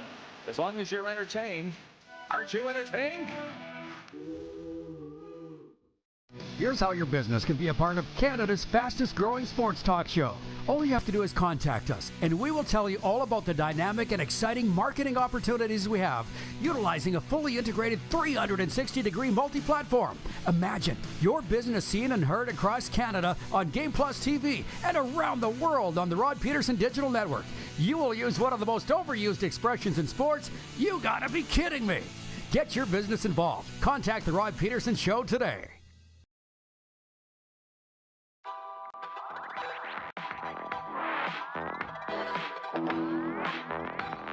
Beautiful look outside on a football Friday here in South Florida. It's ball for all. And by the way, folks, is your skincare starting rotation giving up big hits to wrinkles, age spots, and acne scars? Revitalize your self-care roster with Alutera's all-natural lineup of nourishing products. Check them out at alutera.com. Use the promo code RP20 for 20% off your first order. Matt Dubuc is with us from the Cardinal Gibbons Chiefs. The helmet's looking very nice on our set. It's going to stay here forever. And, Coach, I don't know what your thoughts are. Well, I know you have thoughts on the college football. One of the big nitpicks about the college football playoff rankings that came out this week was that the committee undervalued Indiana. And the reason you people will care about this, I'll tell you why in a second. The Hoosiers' number 8 ranking, college football, top 12, puts them 4th among Big Ten teams behind number 1 Oregon, number 2 Ohio State, number 6 Penn State. But if the season ended today, Indiana would be in the 12-team bracket as the number 9 seed. You see they are a win away from their first ever 10-0 season. They got a Canadian quarterback. You mentioned Nathan Rourke earlier. His brother Curtis is all that. Will we ever see him in the CFL? Yeah, why not? I mean, there's no guarantees that, he's going to make an NFL roster. He might get drafted. He might bounce around for a few years. He might be a Pro Bowler. nobody knows. Listen, Florida State was one win away from winning the national championship last year, and now they're 1-8, and it's a joke. So college football is a lot now like the CFL and the NFL, where you're remanaging or remaking your roster every year. So again, O'Rourke was at Ohio University, and I remember watching him there. And then, now he's probably going to get paid more at Indiana than he would get paid in the CFL. So, the Miami quarterback, came back for another year because he got guaranteed money from the Miami Hurricanes, which there's no guarantee when you go to the NFL or the CFL. So, hey, it is a business. And these guys are taking advantage of the business opportunities they're getting right now. But coaches and general managers and all this stuff back in the offices, you better hope that you can have a team. See, that's the difference. Team, not hired guns. Not bandits. A team. And I think the ones that are able to do that are the ones that are going to perennial be there, near the end every year. From the audience, and trust me, I won't let him get out of here without his Grey Cup pick, but Carlos in Indianapolis says IU, Indiana, needs to beat Ohio State to prove the doubters and skeptics wrong. Randy from Winnipeg says, barbecue sports Saturday, 12 degrees. I'll be watching Bombers, Winnipeg Jets, and Indiana with Curtis Rourke. And the only reason I ask, Matt, is just that I'm assuming he'll play in the NFL, Curtis Rourke, and that we may never see him in the CFL. But I guess what you're saying is never's a long time. Anything could happen. Yeah, and again, for the right guy that wrote in, what if they don't beat Ohio State? Does that mean they had a bad year? I mean, come on. I mean, they still might be in the playoff if they lose to Ohio State. There's no shame in that game. So, I know it's a fans, and without the fans, we don't have anything. But, we have to also stay grounded when we think about the $23 million roster that they have at Ohio State. $23 million. So, come on, let's be realistic here. Yeah. Well, it's been kind of overwhelming since I got down here, and you were one of the first guys I met when I did 4 years ago. But what I've compartmentalized is this. I'll wait till the CFL's over, and then I'll dive headfirst into the college bowl season, what the 4 teams become a 12 team. There's enough there. You know what I mean? It's a lot to keep your mind on everything. Now, this weekend, we talked about your affinity for all the teams involved, the 4 in the CFL that are left. Who do you think will win? I won't hold you to it. I mean, I'm going to go with Saskatchewan just because I've been in their corner the whole year. And, yes, you have. And O'Shea and I were teammates in Toronto, and Pinball and those guys. So I love O'Shea. But I'm going to go with Saskatchewan because I love the quarterback. I think he's really good. And Toronto and Montreal, geez, that one's a tough one because they play such good defense, and then Kelly is so good. So I think I'd have to. And I played in Toronto, so let's call it an upset. It's hurting you, isn't it? Let's call it an upset. Let's say Toronto's in it. They're going to beat Montreal. Ooh. So a Toronto-Saskatchewan Grey Cup, 1997. Yes, I was in that one. Spill it. I didn't mean to pick. I was in that one in 1997. I think we played in Saskatchewan. You played in Edmonton. Edmonton in the snow. It was a snow night. Yes. So I would probably say, and I'm going to just go all in and say I'm going with Sask. And what's the name of their coach again? Corey Mace. Coach of the year. Coach of the year. Probably will be. It's whoever wins the Grey Cup wins Coach of the Year. Listen, I've been covering this league since 91, and the only time that it hasn't happened that the Coach of the Year didn't win the Grey Cup was 2008 with Mark Trestman. So that's just the way that it goes. Right. But don't gloss over the fact that you played in that 97 Grey Cup. I didn't know that. From what I remember, it was close till halftime, and then Pinball opened the second half of the kickoff return touchdown, and that was the end of it. I don't even remember anymore. But I'll tell you this, Pinball was a hell of a player, and so was Doug Flutie and Mike O'Shea. Those guys were awesome. So, it was a great experience. That's all. I'll leave it at great experience. You got a lot of rings. We showed them on the air here a few weeks back. Were you watching when we did that? Yeah. So don't be so humble about it, Matt. That's a big deal. Rod, we had a game last night, and now I'm already focused on the next one. So you're not thinking about the 97 Grey Cup? I'm not thinking about it right now. You know what? When I get a little bit older and I stop coaching, that's probably when I'm going to be on. I got it. I was on a Netflix show where they covered our team the whole year, QB1, and I had a mic on every day. They were at every practice. Everything I said. How'd you like that? I hated it. Didn't like it at all. I've never watched it. Actually, never watched it, and we won the championship that year. We were 13-2, and we had a big issue in Georgia. We were playing in Georgia, and we had an issue on the sideline, and that's a big part of the show too, because they like the drama, obviously. But football has been very good to me.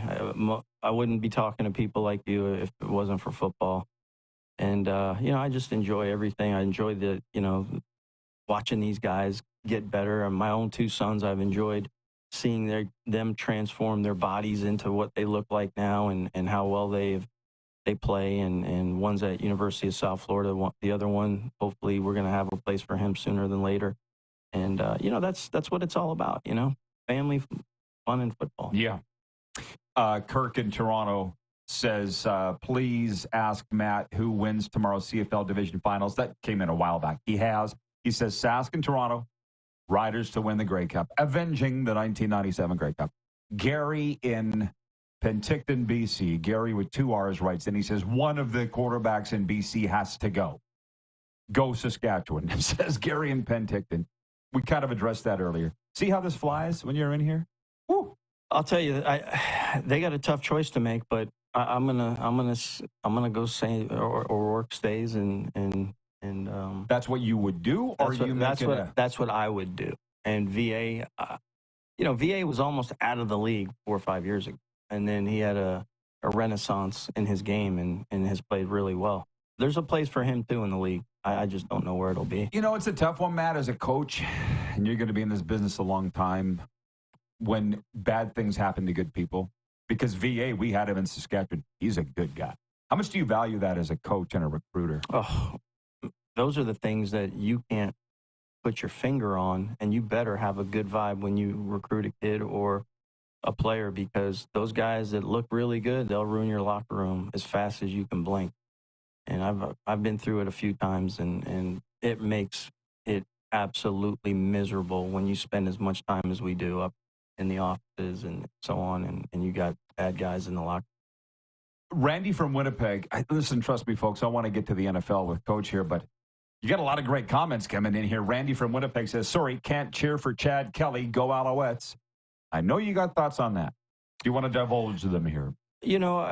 Listen, he said, she said, I don't want to be, I don't want to sound where I'm not sympathetic to, what happened or potentially happened to somebody, because I wasn't there and I don't know.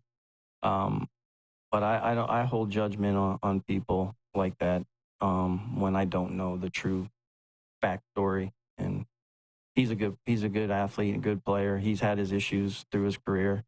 History usually repeats itself, so there might be, where there's smoke, there might be some fire. He's served his penance. Yeah. That's what it's set up there for, man. And don't think he wasn't embarrassed by missing half a season. And cost him a lot of money. As much as we love the West Final matchup, that story, we're all going to be following very closely what happens in the East Final. Okay, I know you got a call coming up here real close, and I think that I can probably handle this the rest of the way if you got to go, which I know you do. And Arash Madani's coming up in the last segment. We do a thing called Deal or No Deal. You've watched it with Moose.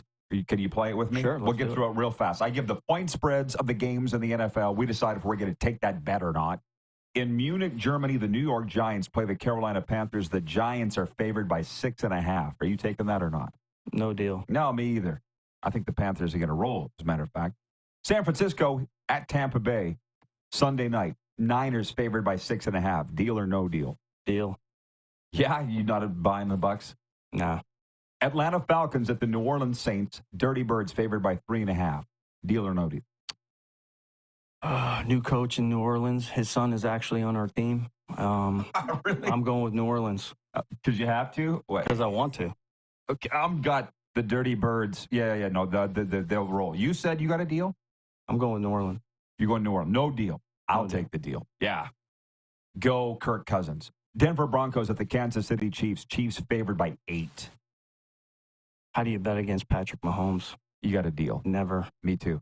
Buffalo Bills 7-2 at the Indy Colts. Bills favored by 4. Deal or no deal? Deal. ×2.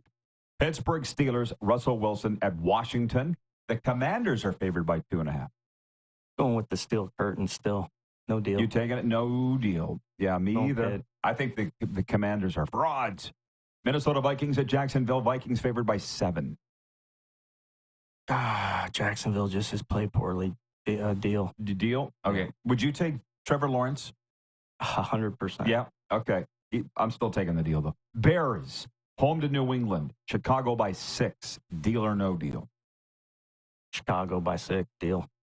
Yeah, Patriots are bad. Tennessee at the LA Chargers. Chargers favored by 7. Deal or no deal? Deal. ×2. Philadelphia Eagles at the Dallas Cowboys. Eagles favored by 7.5. I know Dallas is your team, and they're in a free fall right now. And you can't fire the owner, and that's what everybody wants to do. But Right. I'm going with Philly. Yeah, me too. Cooper Rush. I wanted to get into that today. Next time you come in when football season's over. Why are they not playing Trey Lance? New York Jets at Arizona. Jets favored by 1.5. Cardinals lead the division. Deal or no deal? I'm going with the Cardinals. No deal, then. No deal. I'm with you. Detroit Lions think they've won 6 in a row. At Houston, Lions have won. Sorry, they're favored by 3.5. Deal or no deal? No deal. Okay, I'm taking the deal. And your Miami Dolphins, the Fins, at the LA Rams. LA favored by a point on Monday Night Football. Deal or no deal? Miami has to win. No deal. They have to win? Because they have to win. They have to win. Yeah, okay, no deal. I'm with you. Coach, we did it. Goes fast, huh? Yeah, I appreciate it. And we got Fun. through all the topics. NFL, college, high school, CFL. We'll let you get out of here and take your call. And good luck. Appreciate it. I'll see you at the stadium. Bud Tight Field next week. And Awesome. We'll be right back with a sports update and Arash Madani on the way as well. For live on Game Plus TV, WQEE Radio, Apple Podcasts, and Spotify.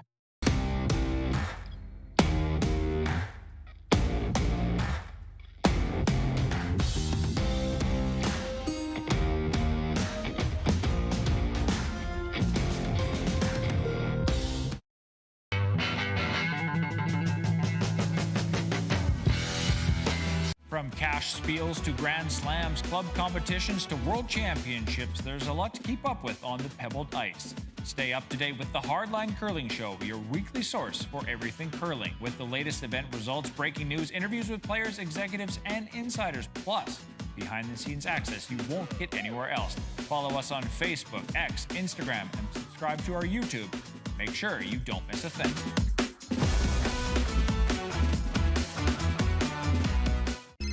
Text 902-518-3033. 902-518-3033. Pick up your phone and text RP, that's Rod Pedersen. Text 902-518-3033.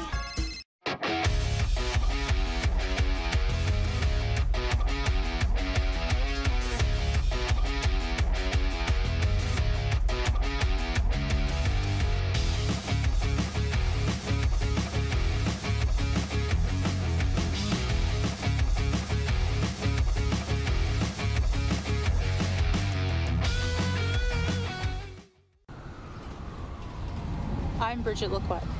I'm a First Nation Olympic silver medalist, and I'm proud to represent Indigenous hockey players across Canada.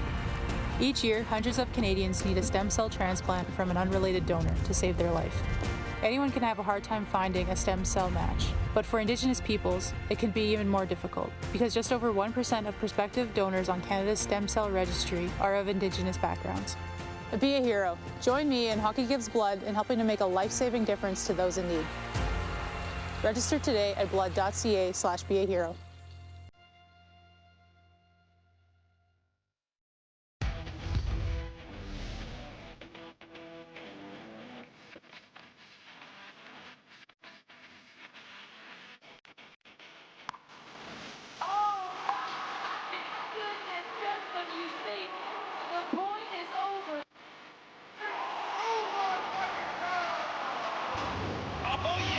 Sounds like he knows what he's doing a little bit. As long as you're entertained. Aren't you entertained?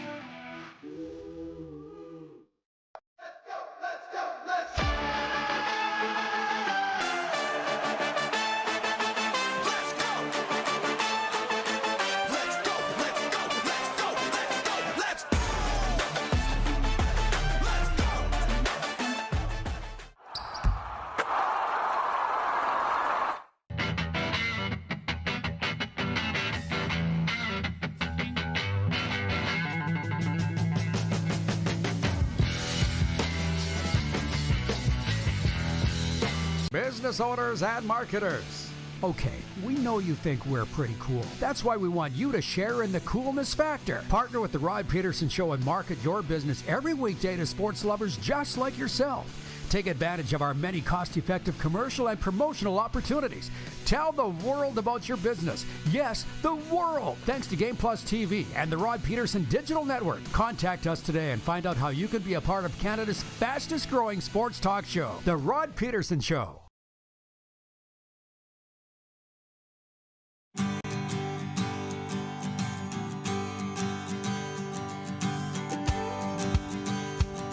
All right, it's been quite a day. I hope you've enjoyed our Football Friday and our wide variety of guests and topics today. It's not easy, but it's not that hard. It's not like we're splitting atoms here, right? Let's be honest. I do like the decor. Got some helmets in here. I just got to figure out which side to go. This way?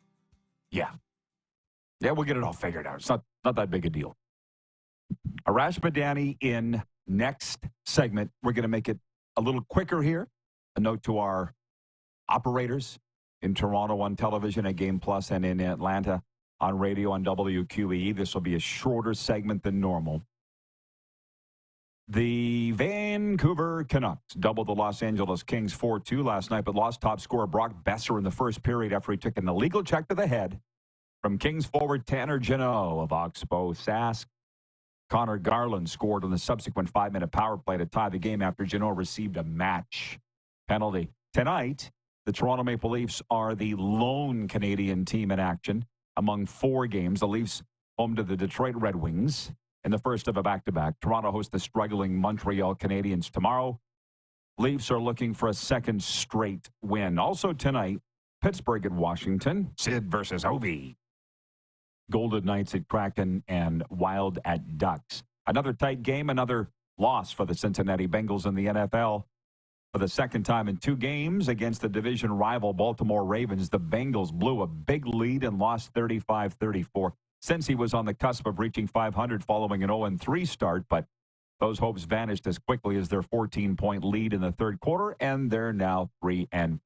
By the way, I want to hear from you NFL fans. And thanks to the NFL fans for sticking through all the CFL and college talk earlier. What's your take on this? 9 NFL teams have nearly no chance at making the playoffs nor winning the Super Bowl. Just 9 weeks into the season. The Patriots, Raiders, Jaguars, Browns, Giants, Saints, and Panthers are all 2-7. Dolphins and Titans are 2-6. On the opposite side, 11 teams have at least 6 wins. So much for parity. The league's goal has always been to have every team stay in contention for as long as possible. But 28.1% of the teams, or more than 1/4 of the league, will likely spend the second half of the season battling for draft positioning, i.e. tanking. Do you think this is the way things are going? A trend? Or is it just a fad? Is it just a one-off? Is it a knee-jerk thing? Is it something they should be worried about? I'd be interested in your take on that. Dak Prescott's injured hamstring is partially torn away from the bone, and surgery for the star quarterback of the Dallas Cowboys is possible. The injury is known as partial avulsion and is likely to lead to an absence longer than the minimum of 4 games that would be required by putting Dak on injured reserve. And to be honest, I wanted to talk all week, and Coach Dubuc just mentioned me being a Cowboys fan. I don't know. Tuna is as well, our new director, and I'm like, we talked about this. It's like, why are they not playing Trey Lance? You made the trade to get him from San Francisco. You already know what you have in Cooper Rush. You can win games with him. but he's not taking you anywhere. Trey Lance from NDSU. Dad was a Rough Rider. Why not throw him in there? We don't know the answer to that. And not just a couple of pundits, guys yakking it up on the old yak box. But you want to know whether this is true or not, I don't know. But Mike Florio at ProFootballTalk.com, who I listen to every morning on NBC Sports Radio, he brought up this theory that Jerry Jones, the general manager of the Dallas Cowboys, doesn't want to play Trey Lance because what if he does great and then he's got to pay him, or then he becomes too much of an appreciable asset? It's warped and sick, but not completely out of the realm of thinking, especially if you know how things work in Dallas. We don't want to play him because we might win and he might do well, so let's just stuff him. God, it's a sick world. San Francisco 49ers All-Pro running back Christian McCaffrey has looked good in his first week back to practice after being sidelined by Achilles tendonitis and is on track to make his season debut Sunday against Tampa Bay, against a Buccaneers team that is injury depleted but has had no problem putting up points. So there are some good games, despite what I read earlier about the parity kind of going out the window. The sports update brought to you by Seat Giant. Stop paying U.S. dollars for games and concert. Canadian-owned and operated with Canadians in mind. Super Bowl, college football, Taylor Swift, Justin Timberlake. JT's here tonight, by the way. Rockin' Amerint Bank Arena in Sunrise. You can get tickets for it, 15% off right now using the promo code RPShow at checkout. Check them out at seatgiant.ca. Hopefully this has worked. We'll take a timeout. I can fill it if we don't. Arash Madani in next with some CFL tidbits and whatever football stuff we'd like to discuss. We'll be back in a moment here on Game Plus Television, Key Radio, streaming live on YouTube, also Apple Podcasts and Spotify.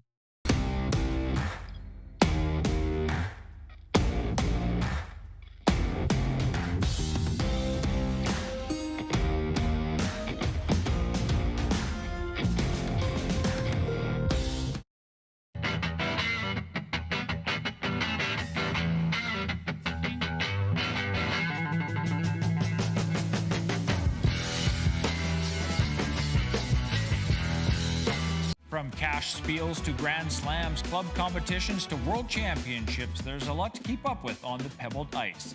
Stay up to date with the Hardline Curling Show, your weekly source for everything curling, with the latest event results, breaking news, interviews with players, executives, and insiders, plus behind-the-scenes access you won't get anywhere else. Follow us on Facebook, X, Instagram, and subscribe to our YouTube. Make sure you don't miss a thing.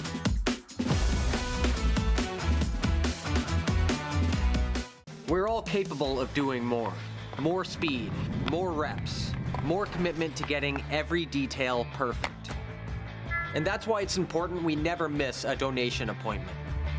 Blood and plasma donors are needed every day in Canada to support thousands of patients that rely on Canada's lifeline. We're asking you to join the Hockey Gives Blood Partners for Life team. Join today by downloading the Give Blood app or book online at blood.ca/HGB.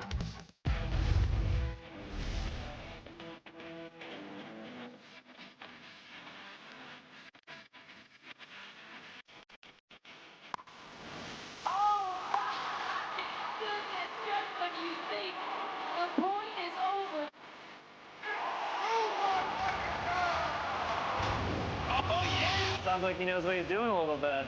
As long as you're entertained. Aren't you entertained?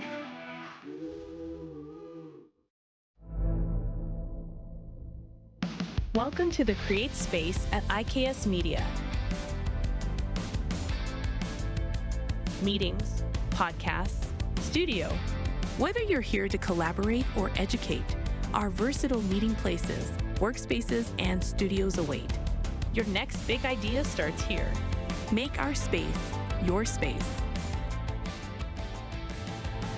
The Create Space at IKS. Hi, my name's Logan Stankoven. And I'm Connor Bedard. We're both Hockey Gives Blood player ambassadors and proud to be blood donors. There are thousands of patients each year in Canada that rely on a generous stranger to save their life. Please book an appointment today to donate blood at blood.ca/HGB. Text 902 518 3 3033. 902 518 3033. Pick up your phone and text RP, that's Rod Pedersen. Text 902 518 3033.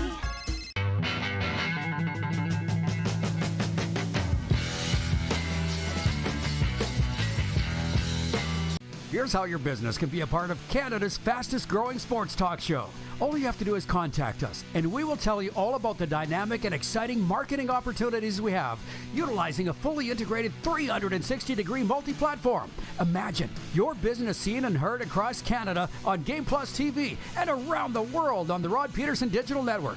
You will use one of the most overused expressions in sports. You gotta be kidding me. Get your business involved. Contact the Rod Pedersen Show today.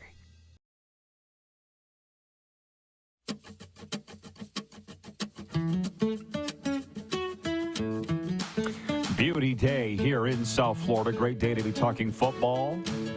Hockey, too, and Overtime is brought to you by Overtime Hockey Lanes. Teams and fans, have you been to Overtime Hockey Lanes in Calgary yet to improve your game or just have fun? With state-of-the-art equipment, spacious shooting lanes, and games for all ages, Overtime Hockey Lanes is the perfect destination to build teams, whether you're from the Calgary area or if you're on a road trip from out of town. Book your lanes today. 28th Street Northeast, Calgary. Tell them the RP Show sent you. Or tell them Arash Madani sent you. What the hell? Hey, you're looking fresh, dude. What's going on today, Arash? I didn't know I was supposed to wear my Winnipeg gear today, Roddy. The sports doctor did earlier, so we got.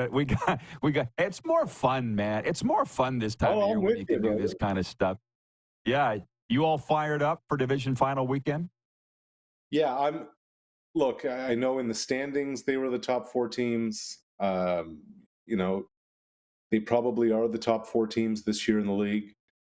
And here we go. I think there's so much riding on these games for these two teams, but especially in the East, you think about how last year's final went down at BMO and Chad Kelly and Marc-Antoine Dequoy and how it all fell apart for the Argos. I'm very intrigued in that one to get things going tomorrow. Me too. You don't like to make predictions, though, do you? The storylines are great. They are, and here's the other thing, Rod. And I think this is what's so interesting is, and I know Fajardo's your guy.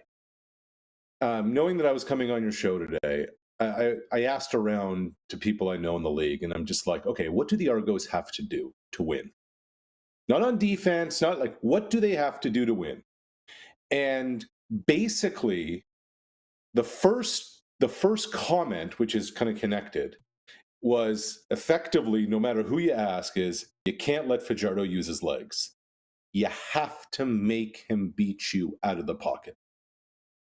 Even still after last year and 2nd and 18 and 80 plus yards to come down the field, even after all of that, there is still a belief among the football people in this league that Cody Fajardo can't beat you from the pocket. So what does Toronto have to do? Exactly that. You can't let Cody run around. The Argos have to handle the Alouettes kind of wide receiver and flanker screens. And, on the offensive side of the football, if you're the Toronto Argonauts, it's, all right, we know what Noel Thorpe wants to do. He wants to disguise, he wants to be exotic, and he wants to bring pressure. Now, if you flip on the film, Roddy, the Als basically have about 3 fronts, not much, and they only have about 2 blitzes that keep offenses off track. So I'm expecting, and I think this is a big part of this game, it doesn't look like Mustafa Johnson's going to go. So, that's a big loss for the Alouettes. And I think because of that, they're going to come out really aggressive on the defensive side of the football because they're also going to want to hit Chad Kelly. They want to make Kelly make some mistakes early, just like he did last year in the East Final.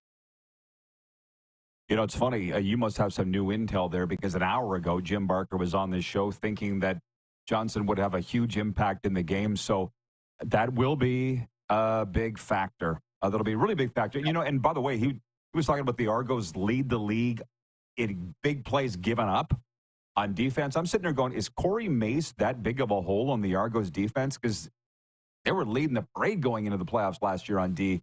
Arash, and now they're not. What's different? Corey Mace is gone. Yeah, I think personnel is a part of it too. And, like at the end of the game, and I haven't checked, Rod, to be honest with you. I don't know what Deshaun Amos's situation is coming into this game. Look, I think when you think about how the Alouettes want to win this game, Fletcher's a big part of what they do. Like it's so funny. There was this narrative and this idea about a year ago across pro football that the running back doesn't matter. And I think when you look at this East Final and this West Final, there is nothing more paramount than the run game, especially in the West Final. But I think if the Argos stop Fletcher, I think the Alouettes are going to struggle on the offensive side of the football. If you're the Argos, you have to avoid those explosives that you talk about. You just have to make sure that Montreal earns their points through long drives. And honestly, man, I'm not sure if the Alouettes are built to do that offensively. We're going to find out. We tried in Dallas that theory that the running backs aren't important, paying the quarterback and the receiver and nobody on defense. How's that working out? What else you got? Henry thing going in Baltimore. Right? Yeah. Right. Look, I don't want to just keep talking about running backs, but when I look at that West Final, I think that the team that gets the most out of what they do offensively from their running backs, either Brady Oliveira in Winnipeg or the Armstead-Ouellette combo in Saskatchewan, I think that's going to tell the tale of the tape. Look, if you're the Riders, you have to stop Oliveira in the run in the pass game with the box players. Because if the Riders start overcommitting their defensive backs, if they get their secondary players, sneaking in, jumping in, etc., Zach's going to find Lawler and Dembski for explosives. So that to me is a big part of this. Can the Riders stop the run and the kind of short and intermediate stuff, just with their guys, with their front seven? On the flip side... Yep. Go ahead. No, go ahead. No. Continue. No, because I was going to switch topics. I was going to switch teams. So you continue. So, yeah, and that's where I was going with this. I think on the flip side, what does Winnipeg like to do a lot on defense? They like to show a three-man front. If the Riders can be successful running the ball against that three-man front, advantage Saskatchewan, big time. Because Winnipeg's had so much success dropping 9 guys. They take away those quick access throws that Trevor Harris likes to throw. And the thing about the Bombers' defense, even with Big Hill out of the mix, their linebackers just buzz all those short and intermediate routes. And they've been able to get pressure with 3. Like Jefferson remains a problem, even with Jeffcoat gone this year. So I think if Armstead and Ouellette have success, it's running the football. It's going to put a lot of pressure on Winnipeg's secondary. And I really think in this game, and I mean, this is very basic stuff, but I really think that if a team jumps out to a quick lead and can hold a quick lead for a while, it makes a big impact. For Winnipeg, especially because they need to get that crowd going and they need to get Sask in a silent count and all those kinds of things. And then obviously for the Riders, look, as a team, they can't fall behind early because it's a difficult scheme to throw against consistently. So I just think we're in for a treat in both ball games. And unless the turnover ratio becomes crazy, I don't think either game's going to be a blowout. Hey, lots of buzz in the non-playoff teams, markets too, or teams that aren't playing this weekend. And I just wonder, I don't advocate for people to lose their jobs. That's never been my thing. But in BC, are we at a point in life where people don't pay for not accomplishing the goal? Because if I was Amar Doman, somebody's head would be on a stick for them not being in the Grey Cup and mismanaging, in my mind, the Nathan Rourke thing. But it's kind of... how did they mismanage it? How did they mismanage it? I would have played Vernon Adams the second he was available. instead of leaving him on the bench because it destroyed their locker room, from what I can see. Yeah, I think that there were so many people who thought that Nathan Rourke was going to be Folgers. I think they thought he was going to be instant coffee. He's going to come in and, like, remember the rhetoric out of Vancouver the day they signed? Like, even from people who worked for the BC Lions, it was basically like, get your Grey Cup tickets now. Oh, of course. There's no such thing. And while Doman, I hear what you're saying, whose decision ultimately was it to play Rourke, Rod? Did that come from ownership? Did that come from the GM seat, or did that come from the coach's seat? Or did that come from ownership, or did that come from ownership? You're injecting logic, which in sports there isn't. I know for a fact in Edmonton, Rick Lawlisher walked into Chris Jones and said, you need to fire somebody, so pick somebody by the end of the day.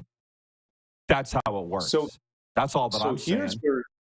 Well, this is where it gets interesting. You mentioned Edmonton.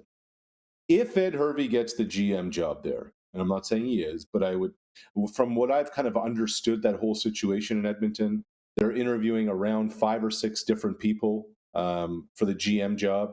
G. Simon's among them. He's the acting/interim GM.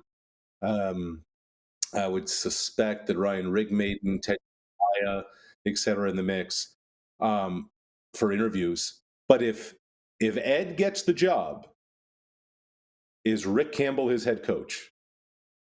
That's what I wonder, kind of going into this off-season carousel. So it might be not BC's decision, is what you're saying. Well, I mean, I shrug my shoulders because we just don't know. We don't know how this is going to kind of play out. All right. Sounds good. Well, listen, we'll do this hopefully live in person if you have the time next week at the Coupe de Grey. Where are you set up? Radio Row, baby. Right in the middle of the action at the convention center. So we'll be in touch. I'll come find you. I appreciate you, man. Enjoy the games. Thank you. He gone. Sportsnet's Arash Madani. Yeah, that's the deal, folks. We'll know in 24 to 36 hours who the combatants will be in the 111th Grey Cup. We know today that the 113th Grey Cup is going to be played at Calgary's McMahon Stadium. A lot of wonderful news coming down the pipe here on this Football Friday. Thanks to the sports doctor, Jim Barker, Matt Dubuc, Arash Madani. Thanks for the gifts. We will see you all on Tuesday here on the RP Show. How about that?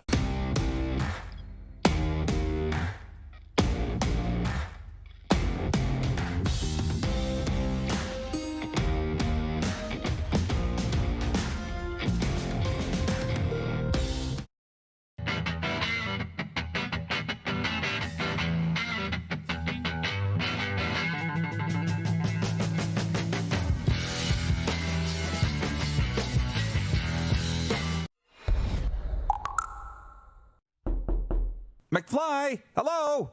I like it.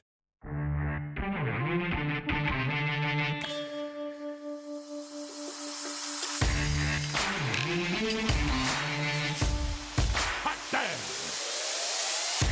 Spicy. And that's cheese.